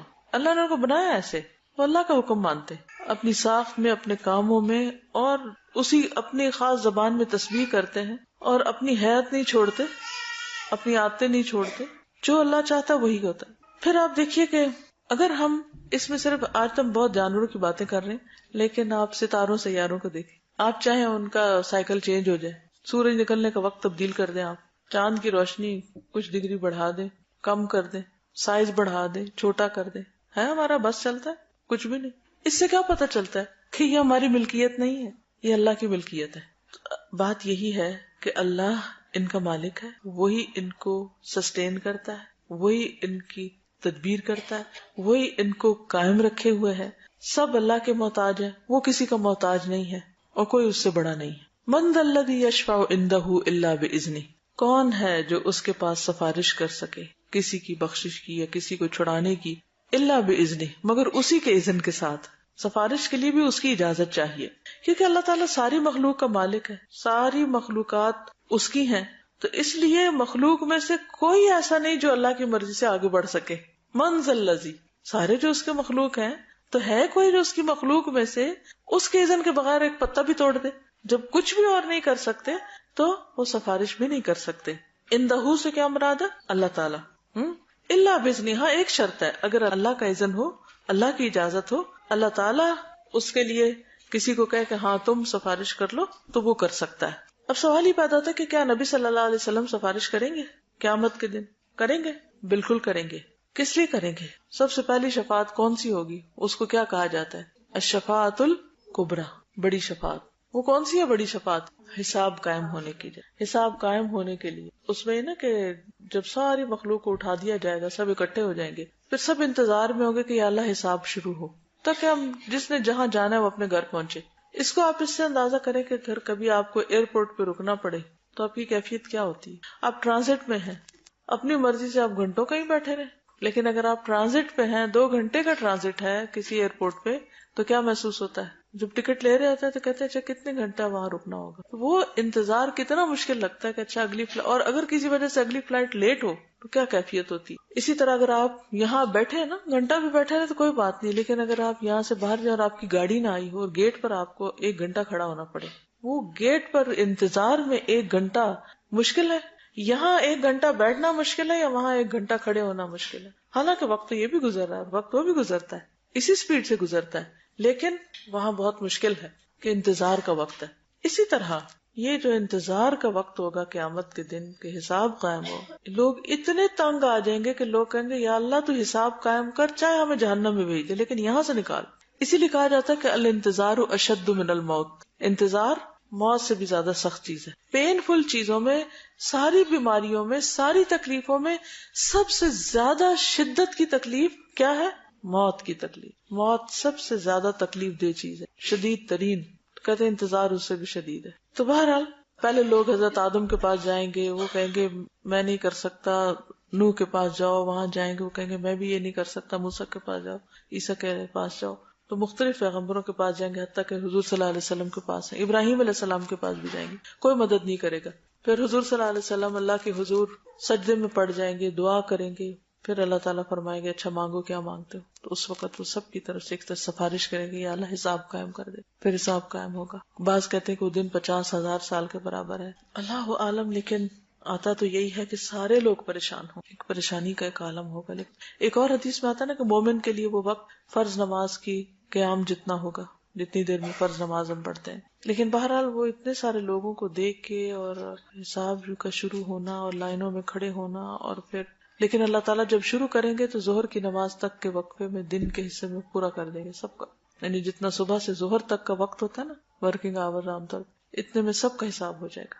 سریع الحساب، وہ تیز حساب کرنے والا ہے، جلد حساب کرنے والا ہے. اصل بات یہ ہے کہ آخرت کا مرحلہ کوئی آسان نہیں ہے جس سے ہم اکثر بے خبر رہتے ہیں، غافل رہتے ہیں. کبھی سلگتی لکڑی دیکھی، جلتی لکڑی دیکھی، کبھی کوئلہ جلتا دیکھا ہے؟ اس کے اندر ایک عجیب جلنے کی آواز ہوتی ہے، ایک سلگ سی ہوتی ہے نا. سوچئے کہ جو لوگ جہنم میں جائیں گے ان کے جسم اسی طرح کوئلے کی طرح سلگ رہے ہیں. کوئی معمولی نہیں ہے آگ کا عذاب، اور ان چیزوں سے بچنے کی ضرورت ہے. تو دوسری شفاعت ہوگی جہنم سے اہل ایمان کو نکالنے کی. پہلی تو ہے کہ حساب قائم ہو، اور دوسری شفاعت کہ کس کس کو جہنم سے نکالا جائے. آپ دیکھیں کہ صرف چند لمحے اگر تیل پڑ جائے نا ہاتھ پہ، کیا کیفیت ہو، تھوڑی دھوپ لگ جائے، کچھ ہو، تو کچھ لوگ تو سیدھے ہی جنت میں چلے جائیں گے، خوش قسمت، بے حساب چلے جائیں گے. لیکن کچھ لوگوں کو حساب دینا ہوگا، وہ انتظار کریں گے، کھڑے ہوں گے. کچھ لوگ جہنم میں چلے جائیں گے اور پھر وہاں سے حضور صلی اللہ علیہ وسلم کی شفاعت کے ساتھ نکالے جائیں گے. بعض لوگ ڈٹ کے غلط کام کرتے ہیں. کیا کہتے ہیں کہ اللہ کے رسول ہماری شفاعت کر دیں گے. تو یہ بات یاد رکھنی چاہیے کہ کون ہے جو سفارش کرے مگر اللہ کے اذن کے ساتھ. کون ہے؟ اللہ ہی ہے جو اصل اجازت دے گا. ہاں حضور صلی اللہ علیہ وسلم شفاعت کریں گے، لیکن اس وقت کریں گے جب لوگ پریشان ہوں گے حساب قائم کرنے کے لیے، اور دوسرے جب لوگ جہنم میں چلے جائیں گے، حتیٰ کہ آخری شخص جس کے دل میں رائی دانے برابر بھی ایمان ہوگا اس کو بھی جہنم سے نکال لیا جائے گا. لیکن جو پکے کافر اور پکے منافق ہوں گے ان کا ٹھکانہ ہمیشہ ہمیشہ کے لیے آگ ہوگا. اللہ تعالیٰ ہم سب کو اس سے محفوظ رکھے اور ہر طرح کے کفر سے بچائے. یعلم ما بین ایدیہم وما خلفہم، وہ جانتا ہے جو ان کے سامنے ہے اور جو ان کے پیچھے. یعنی اس کا علم اتنا وسیع ہے کہ آگے پیچھے کا سب جانتا ہے. اللہ کے سوا کسی اور کا علم اتنا وسیع نہیں ہے. اور پھر چھوٹی بڑی ہر چیز پر اس کا علم چھایا ہوا ہے. باریک سے باریک چیز اس کو پتا ہے اور بڑی سے بڑی ہیوج چیز اس کو پتا ہے. دنیا کا بھی پتا ہے، آخرت کا بھی پتا ہے، ماضی کا بھی پتا ہے، مستقبل کا بھی پتا ہے. اس طرح کا علم کسی کے پاس بھی نہیں ہے. ٹھیک ہے، اس کو یہ بھی پتا ہے یعلم ما یلج فی الارض وما یخرج منہا، وہ جانتا ہے زمین میں کیا گیا ہے، کیا کیا جاتا ہے زمین میں، کیا جاتا ہے، بیج، پانی، مردے، بہت کچھ جاتا ہے، اور جو اس میں سے پھر نکلتا ہے اس کو سب پتا ہے. اور ما ینزل من السماء، کیا کیا اترتا ہے، بارش، وحی اور فرشتے. ٹھیک ہے، رحمتیں، اللہ کے احکامات. ما ینزل من السماء وما یعرج فیہا، کیا چڑھتا ہے، اعمال وغیرہ. ہمیں نہیں پتا، اللہ کو پتا ہے، وہ جانتا ہے. پھر یعلم السر وما اخفا، چھپے ہوئے کو جانتا ہے اور اس سے بھی زیادہ مخفی کو، ہر راز کو جانتا ہے جو کسی کو نہیں پتا. نگاہوں کی خیانت جانتا ہے. یعلم خائنۃ الاعین وما تخفی الصدور، جو سینے چھپائے ہوئے ہیں. وَلَقَدْ خَلَقْنَا الْإِنسَانَ وَنَعْلَمُ مَا تُوَسْوِسُ بِهِ نَفْسُهُ، دلوں کے اندر اٹھنے والے وسوسے تک جانتا ہے. ہر چیز وہ جانتا ہے، کہاں چھپ سکتے ہیں، کہاں بھاگ سکتے ہیں. اس کے برعکس مخلوق کے پاس اس علم کا اتنا حصہ بھی نہیں جتنا ایک سمندر میں سے ایک چڑیا چونچ میں ایک پانی کا قطرہ نکالے. ساری مخلوق کا علم بس اس قطرے جتنا ہے اس سمندر کے مقابلے میں، نہ جاننے کے برابر. اول تو ہم کسی ایک فیلڈ کا بھی احاطہ نہیں کرتے، چاہے کوئی کسی میں پی ایچ ڈی ہو یا ماسٹرز ہو یا کچھ بھی تخصص کا درجہ رکھتا ہو، لیکن ہر چیز نہیں جانتا. مثلا آپ دیکھیں کہ صرف اسلامک اسٹڈیز کو ہی آپ دیکھیں، اس میں اگر کسی کی قرآن میں مہارت ہے ضروری نہیں، حدیث میں اگر چلو دونوں میں ہو تو فقہ میں نہیں، اگر چلو تینوں میں ہو تو ہسٹری میں نہیں، اگر چاروں میں ہو جائے تو مزید، اور جو اس کے آگے برانچز اس میں نہیں. کسی پی ایچ ڈی پہ کس چیز پہ ہوتی ہے، کسی ایک چیز پہ، ایک سبجیکٹ ٹاپک پہ ہوتی ہے، اور وہ بس اتنے چیز کو جو جانتا ہے، باقی کا عام طور پہ وہ بھی جاہل ہوتا ہے. کسی ایک علم کے سارے پہلوؤں کا احاطہ وہ نہیں کرتا. یہ صرف اور صرف اللہ کی شان ہے. وَلَا يُحِيطُونَ بِشَيْءٍ مِّنْ عِلْمِهِ إِلَّا بِمَا شَاءَ، اور اللہ کے علم میں سے وہ کسی چیز کا احاطہ نہیں کر سکتے مگر جو وہ خود چاہے، جتنا وہ خود دینا چاہے. یہ بھی اللہ کی اپنی تقسیم ہے. اسی لیے ہمیں کیا کہا گیا، دعا مانگو ربی زدنی علما، کیونکہ وہ دیتا ہے، پیغمبروں کو بھی وہی دیتا ہے اور دوسروں کو بھی وہی دیتا ہے. اس لیے ہمیں اس بات کا حریص ہونا چاہیے، کیونکہ وَلَا يُحِيطُونَ بِشَيْءٍ مِّنْ عِلْمِهِ إِلَّا بِمَا شَاءَ، اللہ کے علم میں سے کوئی شخص کسی بھی چیز کا احاطہ نہیں کر سکتا، بس اتنا ہی جان سکتا ہے جتنا وہ چاہتا ہے. تو پھر اس سے ہم کیا کریں، مانگتے رہیں کہ ہمیں اور دے، ہمیں اور دے. اور یہ ایک پسندیدہ چیز ہے، یعنی علم میں اضافہ اور علم میں زیادتی کی خواہش جو ہے ایک بہت پسندیدہ خواہش ہے. پھر آپ دیکھیں کہ انبیاء اور رسل کے پاس بھی جو علم ہے وہ بھی کس کا ہے، اللہ کا دیا ہوا ہے. فرشتوں کے پاس جو علم ہے اللہ کا دیا ہوا ہے. بندوں کے پاس جو علم ہے اللہ کا دیا ہوا ہے، چاہے وہ دین کا یا دنیا کا، وہ سائنس کا یا ہسٹری کا، وہ سب اللہ ہی کا دیا ہوا ہے. اور پھر اس علم کو دماغ میں ریٹین کرنے کی صلاحیت، وہ جتنا وہ چاہتا ہے یاد رکھتے ہیں، جو وہ چاہتا ہے ہم بھول جاتے ہیں. جی شیطان کا ایک بڑا حصہ ہے اس میں. بس اللہ تعالیٰ کی مدد لیتا رہے، اللہ کا ذکر انسان کرتا رہے تو شیطان سے بچ کے وہ مضبوط قلعے میں آ جاتا ہے. ذکر جو ہے نا اللہ کا، یہ بہت ممد و مددگار ثابت ہوتا ہے. ہر موقع پر نبی صلی اللہ علیہ وسلم اللہ تعالیٰ سے دعائیں کرتے ہیں اور مختلف طرح کے اللہ کے ساتھ ایک تعلق کی بات ہے. تو شیطان کا مقابلہ انسان نہیں کر سکتا، اللہ ہی ہے جو انسان کو شیطان سے بچائے. اعوذ باللہ من الشیطان. تو شیطان بلواتا بھی ہے، شیطان غصہ بھی دلاتا ہے، شیطان انسان کے اندر یعنی کہ آپ دیکھیں نا کہ انسان کے اندر مختلف چیزیں، اس کی بایولوجیکل نیڈز ہیں، اس کی ایموشنل نیڈز ہیں، اس کی مینٹل اور اس کی جو انٹلیکچوئل نیڈز ہیں، یہ ساری انسان کے اندر. پھر اس کے اندر ڈرائیوز ہیں، کچھ خواہشات ہیں اس کی.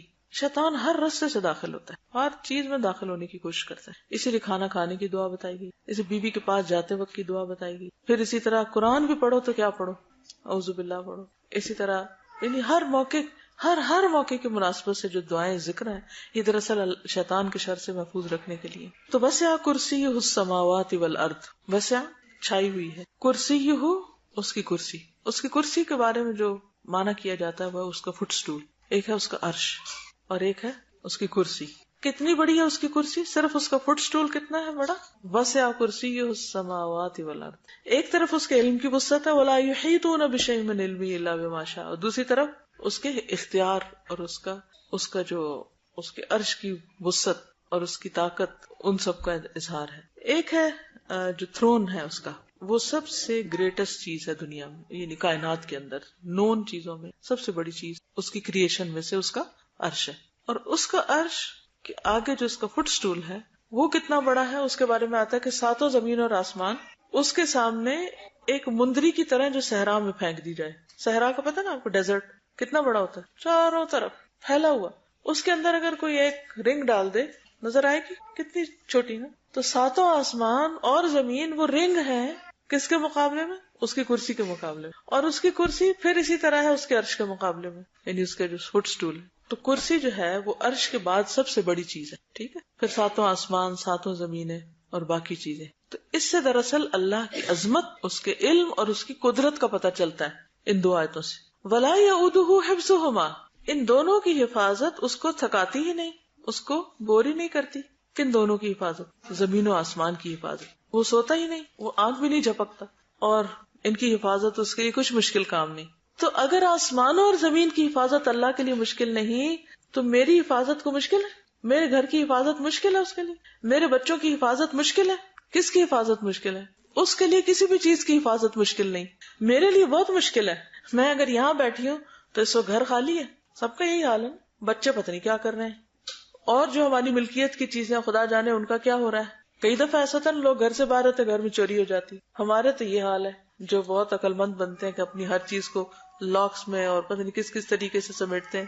ہمارے لیے مشکل ہے حفاظت، اس کے لیے کچھ بھی مشکل نہیں، ہر چیز کی حفاظت کرتا ہے. اور بڑی بات یہ ہے نا حفاظت کی اس کی کہ ہر ایک کو کام کرنے کا موقع مل رہا ہے، ورنہ تو ہر چیز آپس میں ٹکرا جائے، بندہ بندے کو مار ڈالے چھوٹی چھوٹی بات کو. اب بھی ہوتا ہے، لیکن پھر اسی طرح آپ دیکھیں کہ چیونٹیاں کس طرح سروائیو کرتی، باقی مخلوق جن کو ہمارا اسپرے کرتے رہتے پھر وہ کس طرح نکل آتے، چھوٹے سے چھوٹا کیڑا کس طرح سروائیو کرتا ہے. تو اللہ تعالیٰ کے اذن سے ان کو بھی جینے کا موقع ملتا ہے.